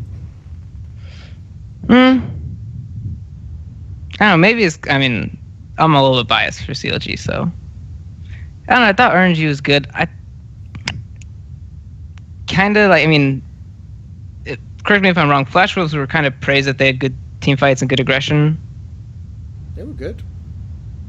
Because I felt like that was kind of similar to RNG. Like, I thought, yeah, RNG during group stages was really good. Against SKT, it just seemed like this was like the classic, I'm playing against SKT, so I don't do anything that I normally do. Like, their game 1, super convincing. This is like their play style. Pretty good play. It wasn't really SKT just like playing like shit. Like, I think RNG played really well. Then the next 3 games was just like, you're just like playing super slow. I think this is one of the ones where they're just like only doing dragons. And I was like, SKT is going to stomp this game. Like, slow stomp, but there's no chance for RNG to win playing this style. Like, it just seemed like there's a big like day and night with how that series went after game 1. Like, so I just didn't really like that. Because that's what I like CLG the most about. It's like when they played against SKT, they still played their fucking style, where it's like kind of macro, kind of like YOLO team fights. I like that. They didn't switch it against SKT, and that's like a standard for me. When I'm seeing teams play against SKT and they don't just crumble because they're playing against, these 2-time world champions. What do you think, Monte? I think they do. They stuck to their guns. RNG at MSI. What do you think? Yeah, I think they were the second best team. I think they were. I feel sad for them that SKT took a while to get their shit together and entered in 4th place. Unlucky first place seeding. And it was the best series, and I think pr0lly is absolutely right. I was very impressed with their play in game 1, but the problem with playing against SK Telecom is that they adapt super well over the course of a best of 5, and they find your weaknesses, and then they just grind you down. And because their style of play is conservative and reactive, eventually they will catch you in mistakes. And if you can perfectly snowball a game, you can win a game versus them. But if you start to make a couple of mistakes in a game, they will find a way to get back in that game, and they will punish you for it. And when you have 5 games, it's not just a best of 1, but you have to play 5 games against them. Their conservative style is the best way from a risk-reward perspective to play League of Legends. So they're going to win more often than not. Okay. Because actually, this is one of the reasons why I have always said that single elimination is a kind of a flawed system. The only thing it tells you, there's only one thing single elimination tells you, and that's who the team that played the best in the tournament was, because they win the tournament. Everything else is entirely to be shaded with context and up for grabs, and all sorts of points can be made. Because I've actually seen this happen a lot. Because obviously, listen, I've watched a lot of Counter-Strike tournaments. We've obviously had dozens more tournaments than they've had in League of Legends. And it's actually, this kind of scenario can happen, not all the time, because true, usually the team that win the tournament will win their group and will do very well. But actually, here's an interesting point, is that last year the best Counter-Strike team was Fnatic. And actually, in something like half the tournaments they were in, they came out in second place, but still won the tournament. Now, what that means is, every quarter-final, they're fucking some guy who won his group and making him go on in the first round of the playoffs. So he's essentially getting punished for winning his group. Now, in that scenario, the good thing about a double elim tournament is, sure, he could still lose in the low bracket, but he won't be playing that team again. He'll be playing the others. So if he actually was the second best team, he can meet the best team in the final. So, sure, you can say all the downsides around a double limb, and maybe you don't like structure, or you don't like having to play all those extra games. But one thing it does do is it kind of like error checks to some degree, like playoff seedings and unlucky draws, and all these sorts of things kind of get accounted for in that scenario. Because actually, otherwise you get this situation where people will want to say just because someone finished second, they were better. Now, I'm not saying that's definitely not the case. I think it's certainly, after seeing how well CLG performed in the Flash Wars series and how well they did against SKT, sure, you can make a definite case for it. But put it this way, I think people are being unreasonable the other way, where this is just, there is no case for it. That RNG couldn't be the second best team because CLG finished second. Like, obviously, that's ridiculous. There's got to be some context to this scenario. What do you think about RNG overall, Monty? Because I assume coming in, I know a lot of people were quite hesitant, like, how will China do? They've had all these poor problems. What were they good at this tournament that made them this good? Because obviously this isn't the RNG that we saw at IEM. They were really good at playing Alistar before everybody decided to ban it. And I think that was also true of Flash Wolves. I think both of these teams, that once the Alistar ban started coming through, they really fell off, let's say that. Because Mata did have some very good engage, and Sword Art also was quite good on the Alistar. But once these tools went away, I think we saw that they didn't have the same dimension to their style of play. I was really excited to see MLXG because he is a jungler that I've really enjoyed watching in the LPL. I think that he has some very tricky, probably said earlier, cheesy pathing, but he's unpredictable. He's very unpredictable, and he's good in team fights. He's a good aggressive jungler that can really change the course, particularly of the early game. And I think that's what we saw, is the strength of the aggressive play between Mata and MLXG was quite good. And if they get those early advantages, they are good at snowballing the game. I do think that Royal is a team that plays not well from behind. They struggle. Comebacks would be rare. So using pr0lly's definition of having good macro play, I would say they're not. I would liken them to G2, which is another team that is very good at snowballing off of an aggressive early game, but not so good in situations where they can't start to get a lead early. CLG definitely has more. What's my definition of macro? What's yours, Monty? Am I wrong here? You want to fight? No. We've just been talking a lot about the definition of macro. I tend to think that I would include in-game macro as part of shot calling, where you seem to think it's just much more about the decisiveness of plays, is what your definition of shot calling is. So I think that's where we get a little bit more, or less, I should say, overlap. But yeah, well, I mean, little tangent about that is because, like, I don't think anyone can discredit High for his ability to shot call. But when you look at them, like, oh, they get a 1K lead, so they close out the game. That's, like, very rarely the case. It's never, like, turrets are just going down. It's normally, like, some fight breaks out, and they force this fight, and they call, like, the TPs the focus correctly. So that's, like, the, distinction between shot calling and macro. Because also on our team, I would say Ryu's probably the best macro shot caller that we'd have. Like, Odo can shot call, but for macro shot calling, he normally doesn't do that kind of thing. Okay, I have a question about this series, Monty. So in this series, RNG wins the first game. And I've actually seen this same trend with SK Telecom games so often. Not necessarily the opponent wins the first game, but it feels like in game 1, they do sort of let a lot of your picks through. And they sort of want to see, what are you actually going to do if these picks come through? Then once they come through, they go, okay, right, one by one, we're going to like either take a pick away from you if it seems good, or we're going to have an answer for that next time in our pick. And so game 1, I mean, these are great picks for RNG. This is awesome. This is the ideal scenario. What do you think about this approach? Am I reaching on this one? No, they drastically changed their issues with the draft in the second game in terms of the bans, right? They only kept the Twitch ban, and then they started to ban out Whoosh. And Whoosh, I think, was an identifiable weak link of Royal during this tournament, even when he was on some of his best champions. And by banning out both the Twitch and the Lucian, you got rid of effectively Whoosh's champion pool at that point, or so it would appear, because he didn't have anywhere near the same level of performance after that. And they took away MLXG's ability to path and get a big farm lead over Blank.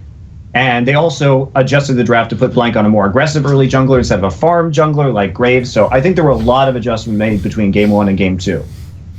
What I love is, if you look at Whoosh and MLXG, the players that they started to target ban, it's like you can sort of see the gradual descent into madness and eventual despair. So it goes like this, Monty. In game 1, they get their champions. They get Nidalee, they get Lucian. They're like, awesome, it's all working out, we win.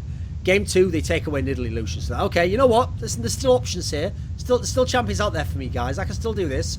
MLXG goes on to the Kindred. Whoosh goes on Callista. You know what? This could still work. This could still work. Game 3 comes along. MLXG's like, Elise? Just try Elise, shall I? And they're like, yeah, no problem. Whoosh goes, I mean, I could give like Jyn a try if you want. no, listen, this could still work. It's still work. Game 4 comes in. Are you ready for game 4? Game 4 is where you literally just like, your soul is gone. You just give up. And you just go, MLXG just goes, Graves, right? And then Whoosh just goes, Tristana, I'm helping. I'm helping. And then, guys, at that point, I'm pretty sure Matt was just like he actually did his own like G2 style move. He actually, in between games, had to take a personal moment, and he went outside and used Skype credit to just call up Uzi, like, get the fuck in here now. Do whatever you got to do. Buy, steal, borrow a plane ticket. Get to this fucking team house, because this motherfucker's at the end of his rope. Okay, and then he went back in. They played Tristana. They got 0 kills in the whole game, and it was literally like they literally just bowed and they were like, "Please, a mercy killing, my lord." And SK Telecom were like, okay, you get to die in one blow instead of a death by 1,000 cuts. Well, yes, their drafting was super weird. Not only that, but in game 2, they take the Ryze top lane and they play teleport LeBlanc with teleport Ryze in top lane. You start to think, okay, we got it. They're going to set up a 1-3-1 split push. And then they take Callista, who is just absolute garbage as an AD carry. If you're going to be holding the mid lane with your Braum and your Kindred, just play Caitlyn. Just play Caitlyn here. Don't play the Callista that has to walk up to the turret and is going to get absolutely wrecked by any kind of CC. Their composition doesn't make any fucking sense. It doesn't. Is it a pick comp? No. Is it a 1-3-1 split push comp that it can apply pressure to the AD carry? No. Can it team fight particularly well against what SK Telecom has? No, not really. You're going to get kited and crit all day. pr0lly, can you theory craft logic to this comp? Something it might accomplish I don't know. you could win? I think it's fine pick comp. What's the okay? condition? I mean, I think Callista works fine in pick comp. I mean, Yeah, I'm you not have the engage. I'm not as long as the support is there. LeBlanc.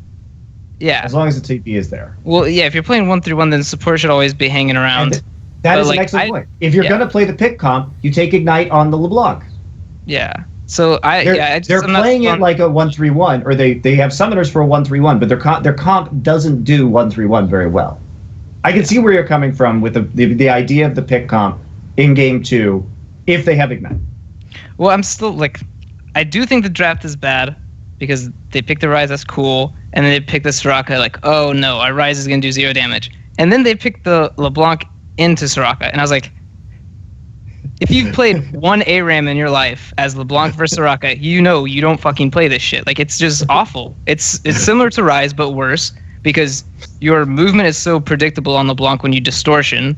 You know, you have like 0.75 seconds to put down your E before LeBlanc can do anything. At least on Rise, you can like ult and then run really fast and choose where you stop to use your combo, so you can kind of outplay the Soraka a bit. With LeBlanc, it's like there's no outplay. When you distortion, you're like stuck in that spot to do your combo. So and spell shield on Sivir. And spell shield on Sivir. So you're trying to burst down. You're trying to LeBlanc burst a Sivir Soraka. I will tell you that is not possible unless the other team insanely misplays it. Yeah, I think like if you look at the comp on the left side and you don't look at any of the champions on the right, I think you can argue this is the makings of a decent pick comp. Just completely, block out enemy champions. Summoners?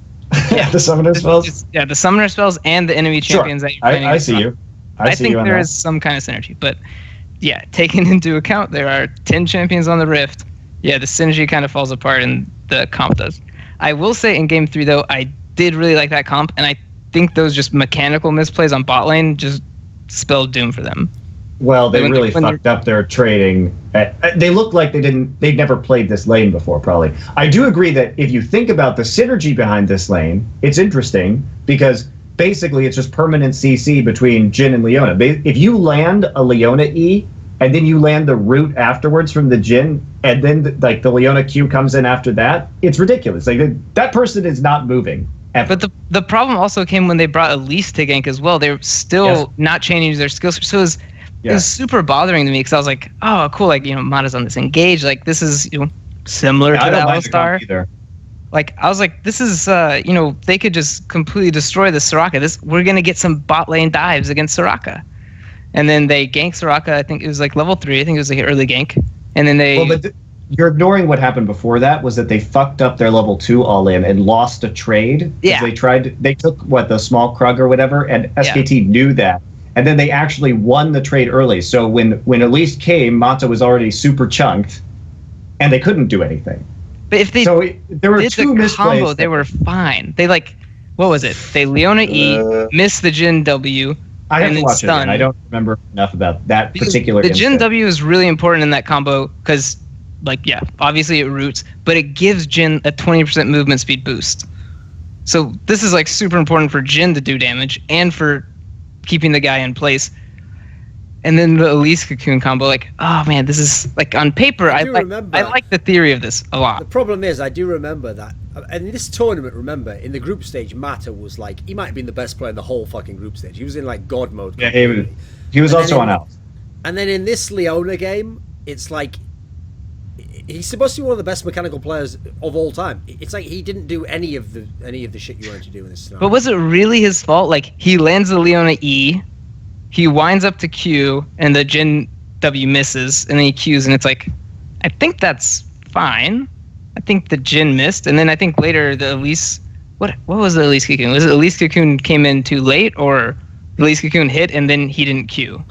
I can't remember. There's another misplay with Elise and Leona where they just didn't chain it at all, and the guy just flashes away. It's all right, well, your gank's gone.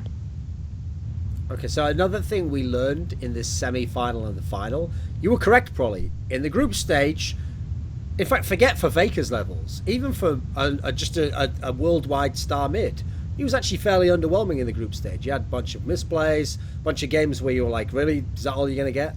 Faker in the semi-finals and the final was okay, forget about that, guys. I guess we can scratch that whole group stage thing. He's a pretty fucking amazing player. I mean, I guess that's why maybe the first game against RNG, they banned out 2 mids. Because they're Faker's having a rough spot, guys. Let's pamper him a bit. And they banned out 2 mids, maybe? I really don't know why they had banned their own Azir and Ryze in first game. Well, I do. I mean, Xiaohu's super good at Azir. And Faker obviously felt comfortable. Xiaohu was probably going to default to the LeBlanc. I think that was pretty predictable. And they wanted to play Fizz into it. So, okay, here's a question. We could argue whether that was a good idea or not, but I do think they had a very distinct plan. I don't know, just from playing against G2 and then, like, you know, talking to Yonkos, like, if there's a good Nidalee player on the other team, that's just not worth playing against. Like, the Nidalee is just super obnoxious if played correctly. So MLXG, I think, you know, solidified himself as a good Nidalee player. That would be, like, the first thing I shoot off in a pick ban is, like, okay, we're not going to let Nidalee play at all this series. So in line with what you said before, pr0lly, this is another series where SK Telecom played red side every game. Mm-hmm. What do you think the impact of that was?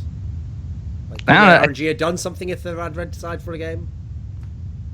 Yeah, I think they could have done something. I mean,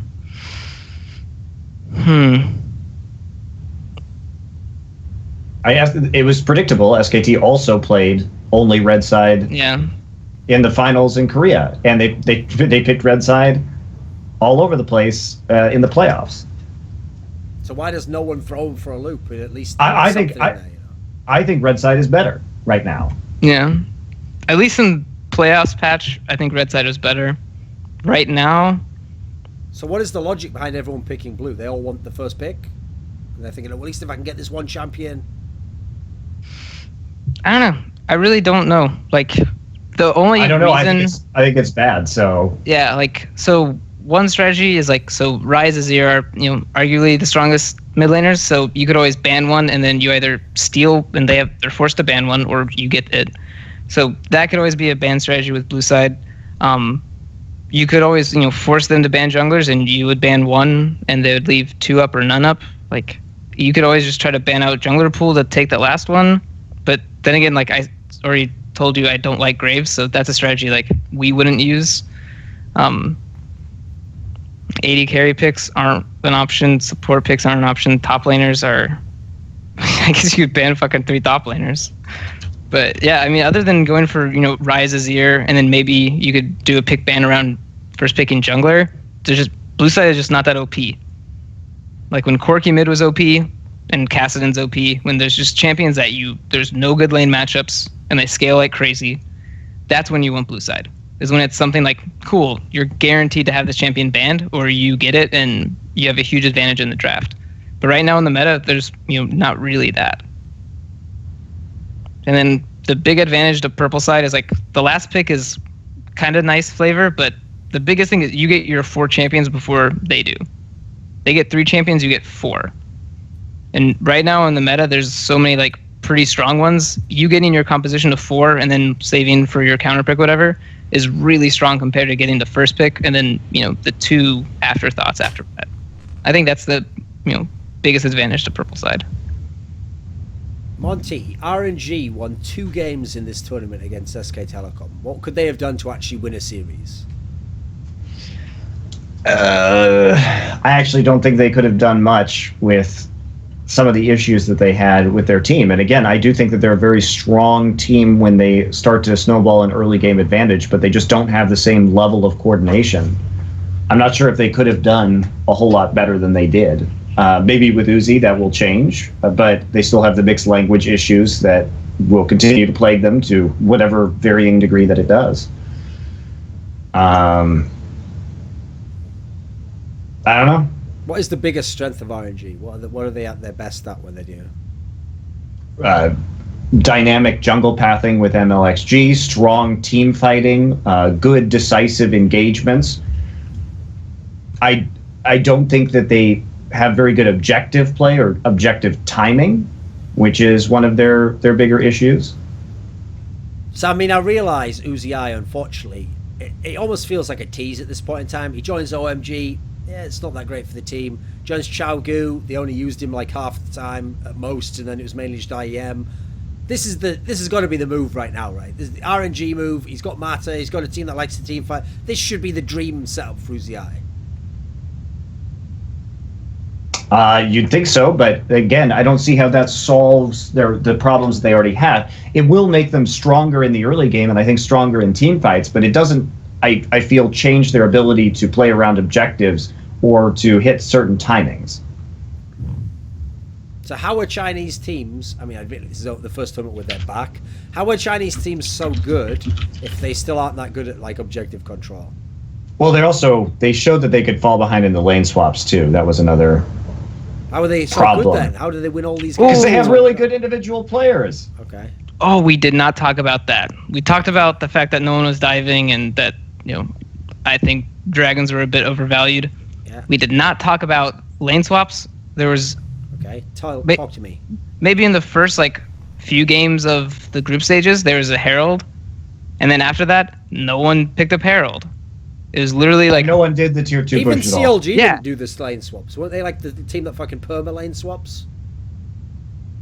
I can't remember. I know CLG did lane swap pretty well. They did lane swap in the finals, and they did well. Was that the first? That might have been the first Herald push, because I remember I mentioned that because I was just so blown away. Like, if you play lane swaps and you don't take Herald, your lane swaps are so boring. What advantages do you ever get in a lane swap if all you do is go like this all game? Like, there has to be a certain breaking point where now you have an advantage with Herald and you force the enemy bot lane to recall and go to your lane, or else you beat them in the tower push. That's the advantage you get with Herald, is now you force 2 players, maybe 3 on the enemy team, to bend to your will and to follow your bot lane. They can no longer swap against you.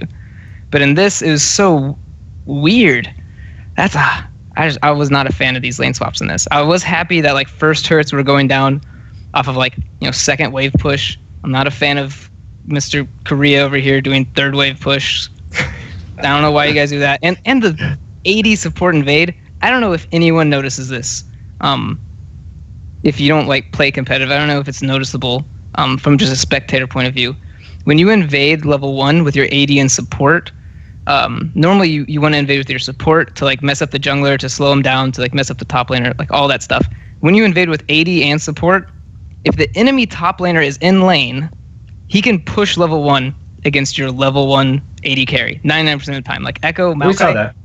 They can literally clear this wave. And so many times I see these teams sending 2 people into the jungle, and the top laner just goes bot 1v0, pushes 1 wave in, and chunks the second wave. Meanwhile, their team has 7-8 minions pushing the enemy turret, and you have 0. So you invaded and stopped the enemy jungler from doing a camp. Congratulations.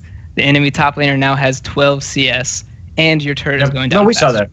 We saw that. But I was seeing this invade. Sometimes it wasn't even getting punished by echoes too. What game was it? I can't remember. But I was seeing this invade, and it just it happened. They're oh, the support's here, I better run. And in Korea, you guys actually were doing this for a really long time, where you would invade with 2. I'm thinking before EULCS playoffs, this was happening still. Yep. Because I actually forced my team to do this. I was all right, guys, we're going to invade with AD and support, and we're going to get something, and it's going to matter. So we invade, we blow jungler, we blow jungler flash, he doesn't get a camp. And then we take first turret 30 seconds slower, and then Odo's sitting there this guy's a level and a half ahead of me. And their jungler is same level as our jungler. They're all right, maybe Korea is just wrong about something. Thanks for teaching us that. You taught us that this is something to punish. But we've seen it in scrims. It still happened to us in scrims in this last week, where people invade with AD and support, and then Odo just sits there and AFK pushes, and we're okay, this is good. This is really good. So it's still a mistake teams make. So I don't know where the idea came from, but it's still there, and it was there at MSI too. Super weird. Okay, here's the question, Monty. If SK Telecom, admittedly over the end of the split they were already improving, and they obviously had done a lot better versus Rocks, etc. If SK Telecom benefited so much from that meta shift and that punished Rocks so much, what happens if the meta shifts back in the next split? I don't know. Rocks is a weird team. Peanut doesn't play. He's not as effective on tank junglers if we see any kind of tank junglers coming back, which we're not right now, really. But who knows what's going to come out with some of these new patches when they're actually played. I've been watching a lot of the. I mean, probably knows better than I do. But I've been watching. Yeah, a can lot you say that again? I just want to hear that. You're more than I do because you're scrimming right now. But there haven't been any pro games on. But I've been watching like the EU Challenger qualifiers, and there hasn't been anything too terribly weird in there. It looks pretty much the same to me. Yeah, meta doesn't seem too much different. I mean, what's the coolest thing? No one buys Proto Belt. That's sad. Like, none of the new items are very good. I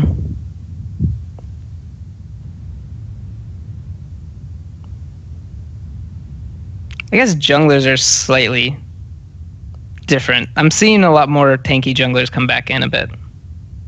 And less of just Graves every single game.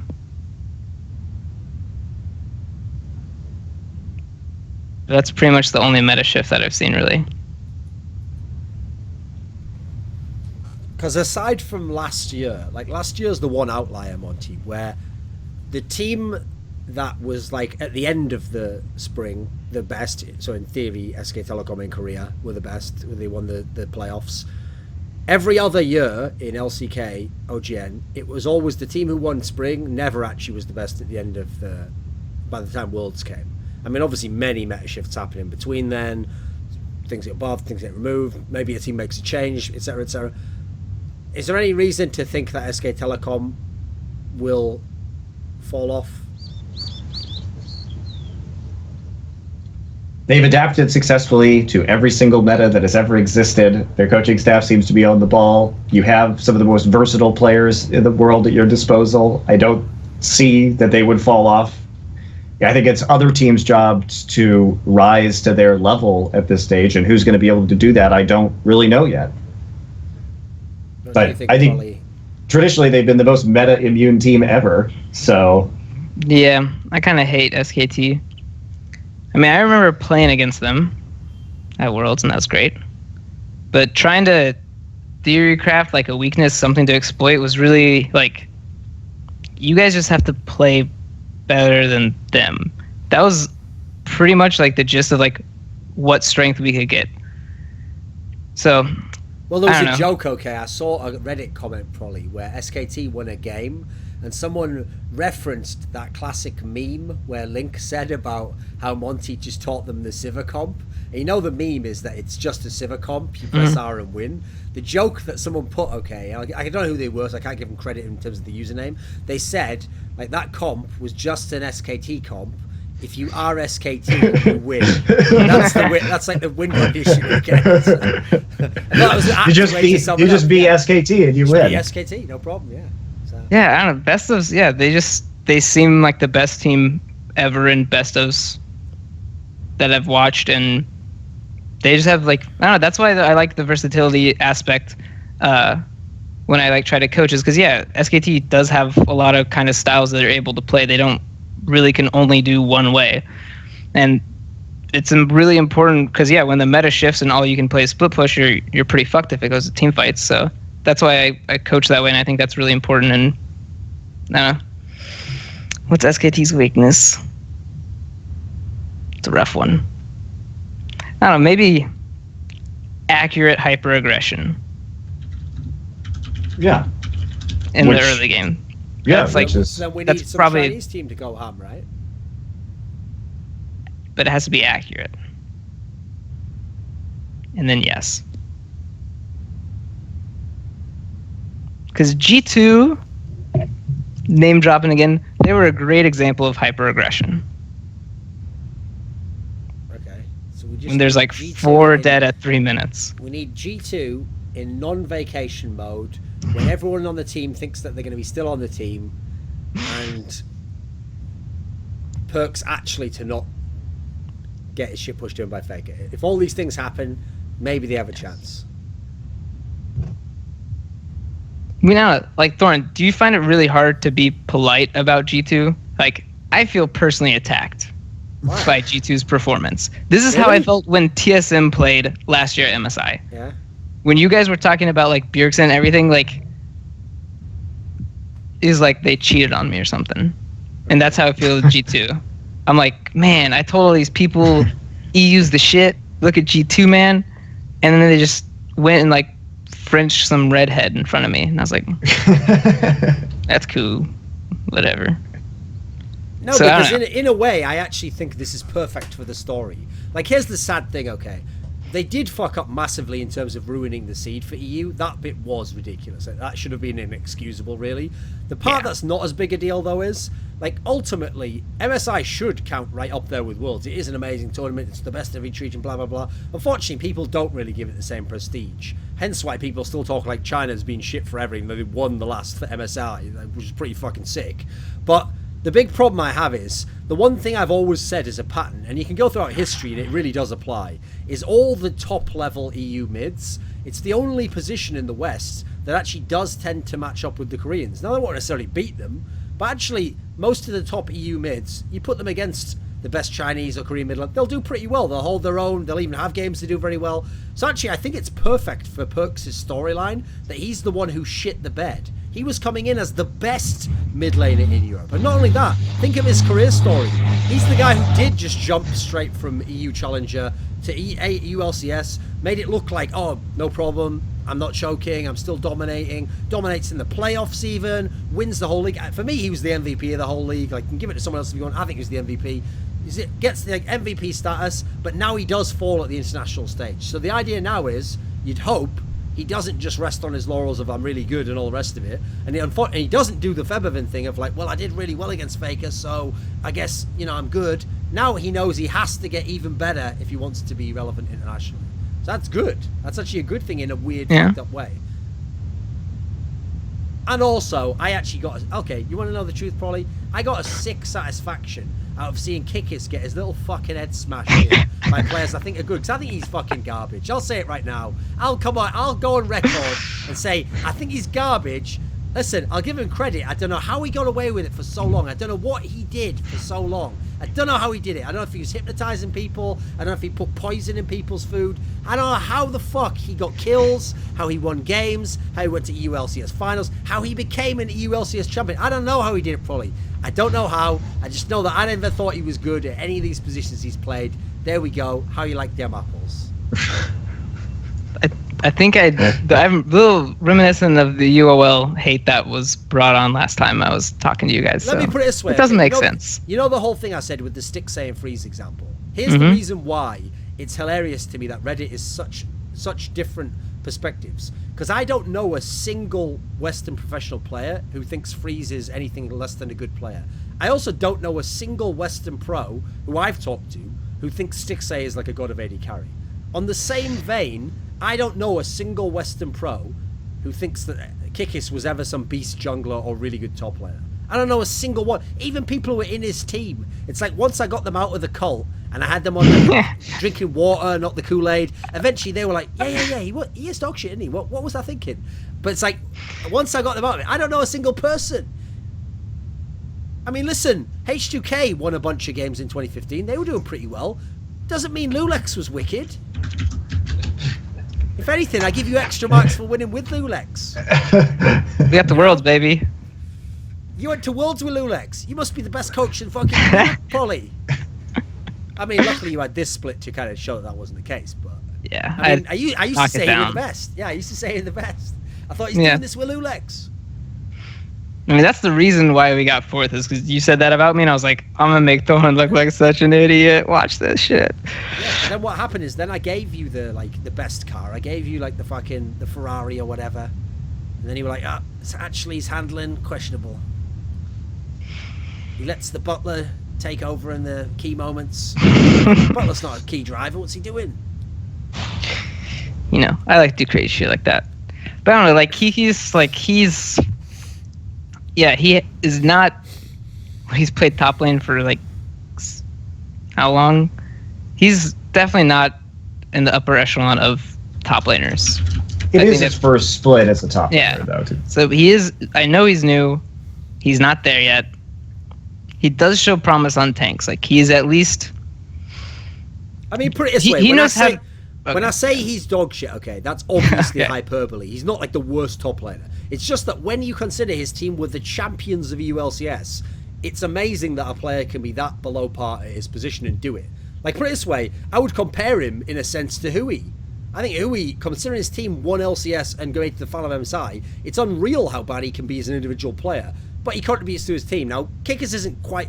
Kickers contributes as well. Like, he does just play a tank. He does just teleport when they say, okay, these are all good things, but I just don't understand how that works. Like, surely at some point, competence at the game has to become a factor. Doesn't it? I don't know. Like, G2, even when I watch their games for playoffs, they're so just everywhere. You can't watch them go to one side of the map and know, like, oh, they're going over here for this reason. You'll see them go to that side of the map, and then all of a sudden they like just run through mid lane, and then they like siege mid lane or something. It's really hard to predict a lot of the stuff they do, other than the fact that they do overgroup mid lane. That's like one of the... Are you telling me that G2 uses the Chaos style? Is that what he's done? Is Kikis like the Knight's the Night King or whatever the fuck out of Game of Thrones, and his powerful Chaos style magic has infected all of his army of dead people, and they just do whatever he says. They go full on zombie mode. I mean, it's not to that extent, but if you had UOL the way they were last split, and they were all as good players as G2, maybe they'd be a good team. They got close sometimes. If they were actually if every single person on old UOL was just straight up better, that could actually be a good team. There'd be like no cohesion in what they're doing, but fuck, dude, they're just going crazy all the time, like just fighting random shit. If you just gave them all a mechanical upgrade, that could be a good team. See, here's the thing. Everyone always thinks, okay, like, how did that Chaos style come around? I think I've cracked it. So I think that secretly G2 and Unicorns of Love had a secret mentor who taught them the ways that they would play, and that is actually secretly is Darien the whole time. So the aim is to play like 5 Darians, because one Darien enough can cause chaos, can cause just complete like harmony is destroyed entirely. No one knows what the fuck's going on. You don't know. It's so counterintuitive. It seems like he's doing the wrong thing, but then it's working. They had 5 of them. Also, I want to know this. This is the most disappointing thing about Unicorns of Love breaking up. The thing that tilts me the most is that Power of Evil became fairly underwhelming without the shit Chaos style. So it's almost like he needed that bullshit Chaos style to bring him out of his shell. Basically, Kikis was that crazy girlfriend you have in college, where she's making you do all these mad things, you know, you're well outside your comfort zone, she's trying to make you have sex in public and stuff, like behind a tree in the park, she's making you go out in the rain when you're like, oh, that's crazy, that's the equivalent, the League of Legends equivalent, yeah, Jungle Tea. That's Kikis, okay? So, Jungle Nar and Jungle Tea is and crazy it's making colors. you think, man, if they're doing such crazy shit, I've got to try and keep up, you know, man. It's just, but then when he finally got like this, you know, the more laid back environment, he just went to pot, you know, became boring. He became this uptight Harry Potter type motherfucker. Forgot he was a wizard. Forgot about Chaos style. I haven't even read a Harry Potter book. I don't even know what the fuck Harry Potter is. So there we go. You're not missing much. I know nothing, mate. I know nothing. So okay. What do you think about that, pr0lly? Why did Power of Evil go to shit when he used to be like one of the best carries? I don't know. When Origin was playing regular season, they were just like, Mithy and Niels were a good bot lane. And that's all you could say about Origin. Like, even Amazing was having a really bad time during regular split. There's just, you know, no strength in that team other than their bot lane. Even until Amazing. Yeah, I think even Amazing, you know, just wasn't that great during regular season. Come playoffs, though, they seem to like they knew what they wanted to do again. Like, they're just like going to play super slow. They're going to play some kind of supportive mage mid, which honestly, that was like, I mean, pr0lly's known for playing these like cheesy picks, but he's always super comfortable playing this shit where all he does is AFK farm mid and then wait for the team to group. Like, that's perfect for pr0lly. So when you give him a player like Niels, who's like really good at abusing his teammates' skills, like, you know, if he gets Kindred, he's going to go super ham. If, you know, he gets Orianna Ball, he's going to know what to do with it. So when you get an AD carry who really abuses these supportive champions, like, I think it works really well. I think it just took him too long to get to that point. See, here's another classic callback, pr0lly. It's just I always like to remember my favorite scalps, from hunting. So all the times I really triggered people always stick in my memory, almost like a little photo gallery book. Remember when I said that and that really triggered people. I look back with nostalgia. Okay, so one of my favorite moments was during Worlds when Sven was carrying the fuck out of Origin against Flash Wolves, and he was like winning them every team fight and every game. Okay, I just made this comment where I said Sven is what Reckless would be if he had balls. And what I meant was, think about it, young player, mechanically gifted, he's with a bunch of veterans, Xpeke, SOAS, he's very dedicated, he's honed his skills to the maximum. The difference is the balls, because Sven is like, I will carry the fuck out of this game. Reckless is like, I will stand close to someone who's going to carry the fuck out of this game and watch them, and at the end, sort of like lean in the picture and like the victory celebration, like, hey, I was there, remember me? That's me in the background with my arm above Xpeke when they were lifting the truck. That was me. I was there. And they were like, okay, sort of. So, I don't know, man. I kind of respect that. Like, okay, it's different if they're just bad and riding coattails. Obviously, yeah. It's still like amount of respect to people who can at least, they won't have their ego override the fact that they'll win by being chill on the side lane. Well, it's like I said about the Duke example. Basically, he had to choose between being the best top laner but never win anything, or he has to be sort of like third in command and win tons of shit, and he obviously chose the latter. So yeah, props if you do that. And you notice I very rarely am actually arguing against Reckless. I'm usually arguing against the Reckless fans who think he's like the #1 player in the fucking superstar. It's like, you guys are delusional as fuck. Like, listen, I don't deny that you enjoy the music of some like Zayn from fucking One Direction, but don't go telling me he's like the best singer in the world and musician stroke producer. Like, he's obviously not, is he? That's not even a debate you can have. That's utterly ridiculous. Again, I don't know anything about that guy. I've never heard of his music. I've got to really start grounding my analogies at this point in time. They've gone out of control, trying to get down with the kids, Monty. It's not working for me. So, okay, here's a point that I made that I actually saw no one else brought this point up, but I thought it was a really good one, which is that it would already be really good if Sven had gone to Origin on his own, G2. It would already be really good if it was only Mythi who went to G2. But actually, what makes that move, I think, a sick transfer, one of the best of all time, is that you got the whole bot lane to go, and the bot lane famously had awesome synergy. That's got to be one of the best transfers ever in the West. I think G2 really did a great job with the offseason.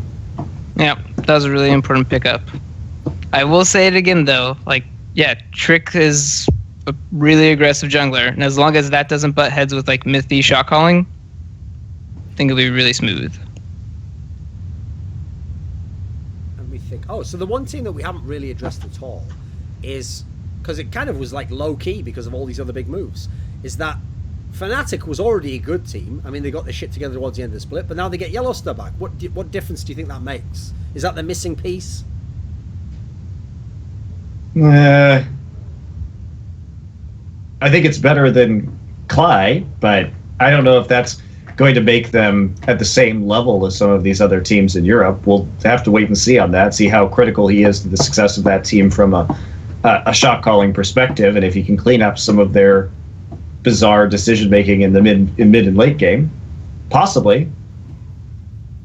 I think Huhi and Reignover were more undervalued on Fnatic.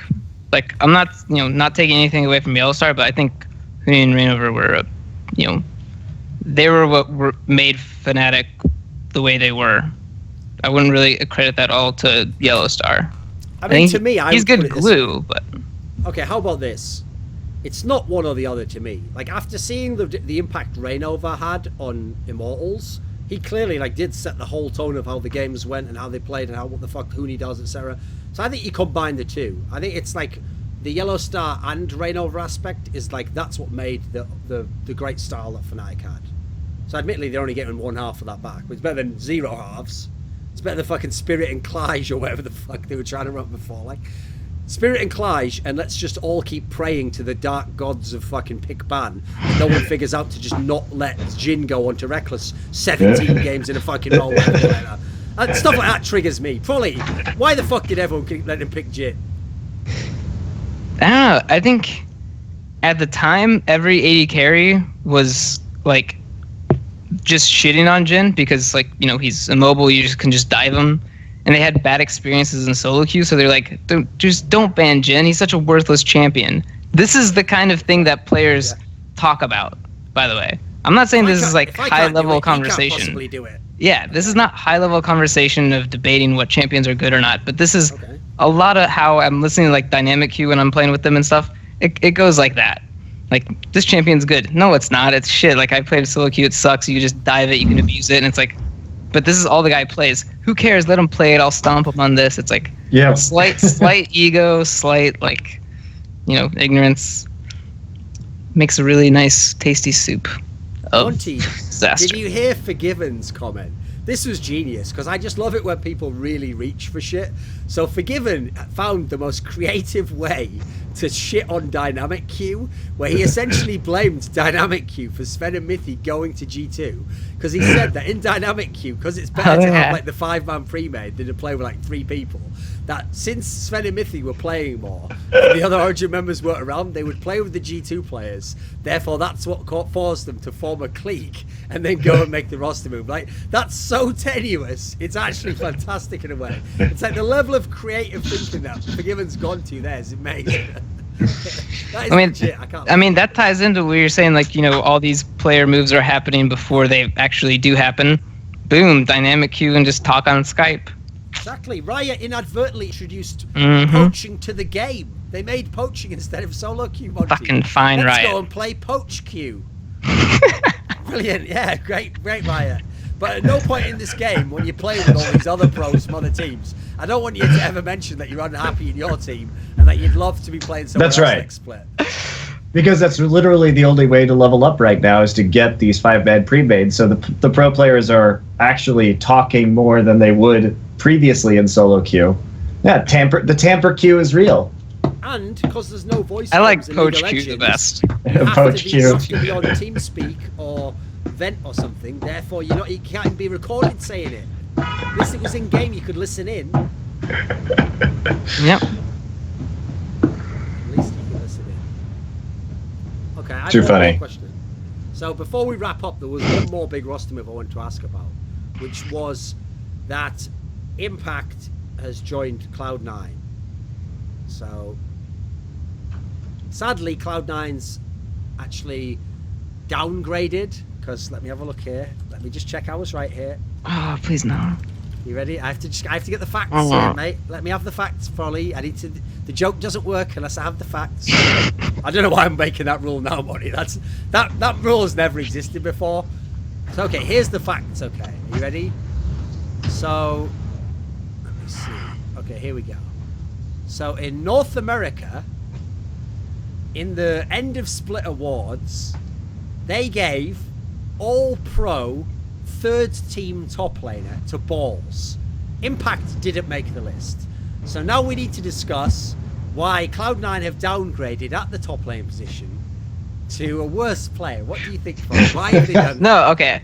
I thought you were going through, like, checking Elo to see if he was above Diamond 2. I thought we were going into that well of jokes. So I'm much happier with this one. Okay, come on. Alright, yeah, those awards are terrible. I don't know how they come up, like... Obviously. I don't know, because that's... I mean... Alright, let's be real. If anyone's looking at these awards like they're accurate representation of someone's skill level, then they're just wrong. I think it needs to be more open that this award system is with some kind of like agenda to, showcase these players they want people to pay attention to. Because these are, I really can never argue that these lists are close to accurate. I would say they get, maybe 2 positions out of 5 correct. I mean, here's a good one for you. This is a classic right here, pr0lly. So, third team AD carry, Piglet. First team AD carry, WildTurtle. It's pretty good, right? Morals finished first in regular season. What are you talking about? Exactly. How could, logically, if you finish first, how could any player be less than the best? I agree. Game over. So Kick is... I can't even... Kick is number 1. Boom. Yeah. Like, Kick it's is so number 1. bad. Confirmed Riot. #lolly spots. I'm actually really sad that Miri left LoL Esports, I never realised what I had until it was gone, Monty. Because now it's just a bunch of faceless people saying stuff that I think's idiotic. Before it had a name, it was one person. And I'll give you this, he was very consistent in his incredibly humorous comments. He was so consistent, his philosophy, his worldview, it was coherent. This is just all over the place. This is just willy-nilly. Now we're just back to willy-nilly. He was the king of plebs. He was the god emperor of plebs. He had a voice. His voice resonated throughout the world. Now we've just got plebs. I'm telling you, just like those lists, it's just a marketing play from Riot. Like, they're like, dude, Miri, say like what's the dumbest shit you can come up with and write it down. And they're like, I mean, here's a good got one. it. These opinions are like, they had to be made up. This is a pretty 100%. good one. So Bjergsen, third team mid laner. Pobelter, second team mid laner. Sorry, Pobelter. You're too good, mate. Bjergsen, just give it up. Give up the crown. Give it up, son. To a guy who just played safe and played about 2 champions all split. Give up the fucking crown. Unreal, isn't it? I can't handle it. It's like, if I don't make it a joke, it's one of those scenarios probably where I have to laugh so that I don't cry. I really do. Those are the only 2 options, right? So just laugh. Just let it all. None of this matters. It's all the thing that I'm still the most mad about is Zix from CLG not getting coach of the split. Like, yeah, this was the CLG team that I think that was probably the worst. Absolute garbage, and had on paper downgraded it 2 positions. And he did beat Immortals in one of the games, remember? Yes. Yeah. Was the only team that beat Immortals and took 2nd place in the fucking regular season with a roster no one thought would work. And yet, what? The guy who's playing all these crazy meta picks, and guess what? CLG still won the season. CLG still made it to the finals at MSI by having a clever game plan about how to use their players and maximize their potential. Meanwhile, Immortals basically gets dumped a roster that works from day one, seems to have good synergy in and of itself, and wins by players individually outplaying and not developing pretty much at all over the course of the season. And it's just like, I'm so mad about that stuff. That's the analogy worst. for That you, is the Monty. absolute Hey, worst. the Lucian AD carry was an evolution. We haven't seen that yet. Here's Boom. the analogy for you, okay, Monty? Because a lot of people will say, well, it's like that real sports, you know. Okay, here's 2 examples from real sports, okay? So do you remember these 2 incidents? There was one about 3 or 4 years ago where Jeremy Lin, that player, the Asian player, who was playing for the New York Knicks, had like 4 or 5 games when he got put in the line where he was doing really, really well, and Lin sanity was going on. Everyone in New York was excited, and it was all about like his whole ethnicity and how well he was doing, and he was outperforming Kobe in the games and stuff. Then there was another example, okay, which was when Tim Tebow was getting all those like Hail Mary fucking plays when he was playing for the Colts, not the Colts, the Broncos, obviously. And then, so these 2 scenarios, okay, yes, on ESPN they circle jerked the fuck out of these 2 stories, right? Every day they got page time out of it. They had interviews, they had details. The difference is they didn't then at the end of the split give both of those players like the NBA and NFL MVP. They circle jerked the fuck out the story, but they didn't then just like give Team Tebow the fucking MVP of the league or whatever. They realised it was a joke and a puff piece story. They only sold out their integrity in terms of like the coverage. They still had a fucking real league. LoL Esports is like if at the end of the split you actually were like, nah, Wild Turtle was the MVP of the whole split. Well done. That's like LoL Esports approach. Like, okay. Just let madness reign supreme then. Just give up, everyone. Just give up. This is also what happens when you allow the players to vote. The players are the worst, mate. We did not get votes, by the way. Remember in 2015 summer split where the players voted every single Fnatic member as the best at their role as well? It's pretty good, right? Pretty good. Okay, so anyway, let's get the final thoughts on this topic. What do you think of Impact going to Cloud9? Will that make a difference?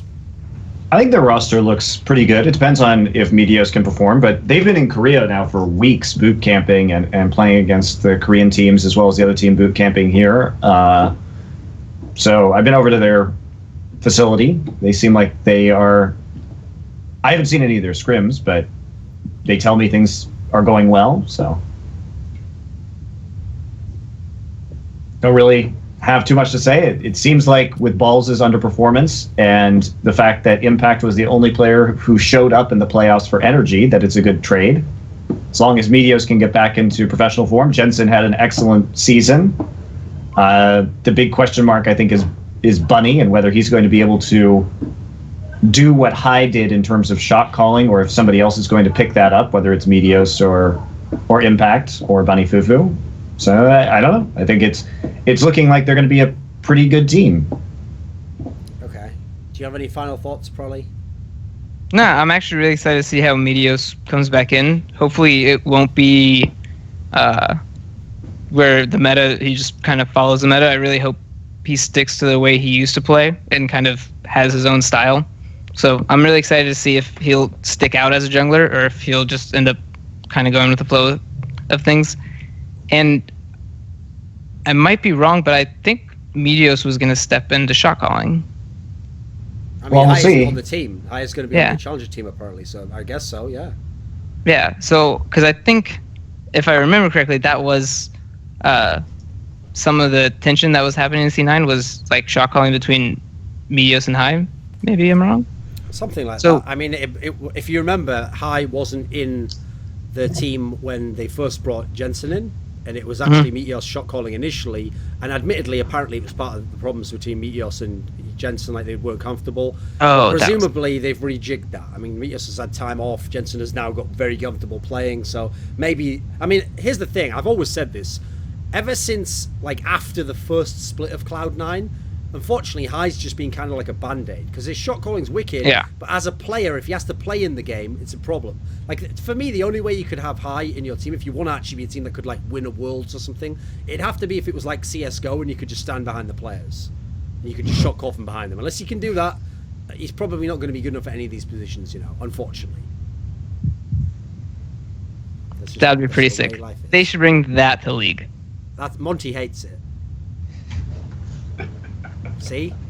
He only likes it when you have strategical advantages. If you're Korean, if there's anything that a white person... Well, I mean, they're Asian as well, isn't it? Most little sense. But if there's anything that'll help a Westerner, he's the opposite of Riot. He's like, no, fuck them. Keep them down. Yeah, that's what I say. Yeah. That's what I want. Verbatim. Is an esports scene with no international competition. It's just great. Great for the game. Excellent. In fact, you know my deepest desires. Is that the next rule is that even Western teams should have to speak in Korean. Because technically, if Koreans do it, it must be the best. Therefore, even if they can't communicate, they should have to speak in Korean. Has that change been confirmed yet, by the way? That they have to speak in Korean? No. Being phased out. So. Sorry, it was a not sequitur. About the residency rules. No, I have no clue. If that does, then that was just rumored still at the moment. Yeah, I don't think it's been announced. I mean, that's a very interesting conundrum, but I think people are misreading that entire problem, because at least when I looked at the Reddit thread when there was, what was it? Was it Daily Dot article or whatever? Anyway, about the 4-year residency change, people were like, oh, this is, so bad, and for NA and EU and Riot's trying to do this. No, the real reason, in my opinion, if this goes through, is because it's China. They don't want China. Basically, at the end of this year, just like at the end of 2014, there would be another mass Korean exodus where all the Korean players would go to China and form all Korean teams in China. I think this is what would actually happen. So if anything, I feel that Riot would make this change to protect the Korean teams.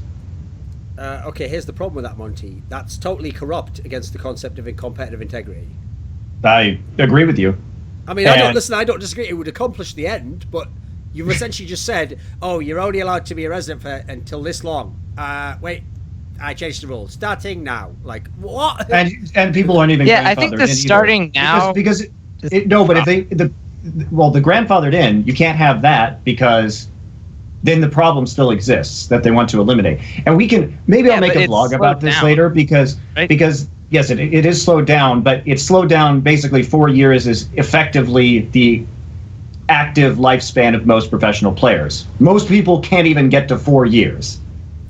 So effectively, unless these Korean players are still super good in another 2 years, which seems unlikely just based on how pro players typically have been in League of Legends, then they're not going to be active in China or wherever. They'll have been replaced already. The problem is that while it's good for the Korean teams, it's objectively shit for the players. Because the players, if China is going to pay the players more money in their short career, and the big problem is that they'll all go to China for the money because the Korean teams will not match the salaries, then basically Riot's saying, we don't care about the well-being or the financial security of our players. We care about making an esports scene where the Koreans stay in Korea and that there aren't a bunch of all Korean teams made in other regions, which is exactly what would happen next year. But it comes at the expense of the players. And I don't know what the right thing to do is. Is it right to try and preserve the integrity of the Korean scene and not have it just die, basically, when all of these players go elsewhere? Or is it better to let the players get paid what people want to pay them? I mean, there's another solution. But there's no world where it's not a totally shit deal for the players. It is a shit deal for the players. Instead of making residency rules harsher, you make it more appealing to stay in Korea. So what you do is you make a really healthy stipend only if you stay in Korea for Korean players. Yeah, exactly. But even then they can't match the ridiculous. No, but you could at least salary. make it more tempting, because most players don't want to go to China in terms of living in China, playing with Chinese. No, the money is the one factor that's driving it, So if you can make that a little bit less of an issue, I think you would get a lot more players. Put it this way, you would get a lot less players go. Some would still go for sure. Like, for example, the player you can't stop, and you can't stop this guy anyway, by the way, because he's not going to be the one that the 4-year residency applies to. The player you can't stop is the super sick player, like a Samsung player, who's just accomplished something huge and then just wants money. Right? He will just cash out no matter what. He's going to cash out even if there's a massive residency because he's going to be going for the first time now. It's just that the player you really fuck is the player who would have been the resident, obviously, because he's no longer going to be, and he'll be replaced by the better Korean at the moment.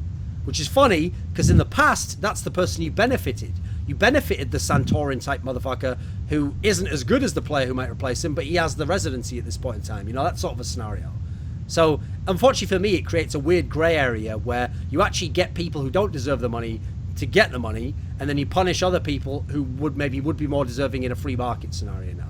So I don't think it's ideal. I put it this way, it's not the best way to accomplish that goal, I don't think. Also, why are you playing God? I thought you were making a sport here. Why are you deciding who makes the money or not? What's this all about? I mean, next move, if you want to play God, salary cap, there you go.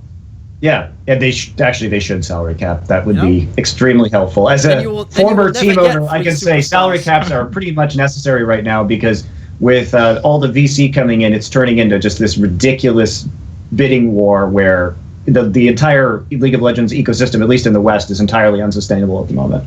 It's basically people playing with venture capital and trying to make a good organization so that they can get money in the future. It's not about making a sustainable org now. Not at all. Right, enough about balls. Right, anyway, that's the end of the show. Do you have any final words, Prolly? Do you have any parting message?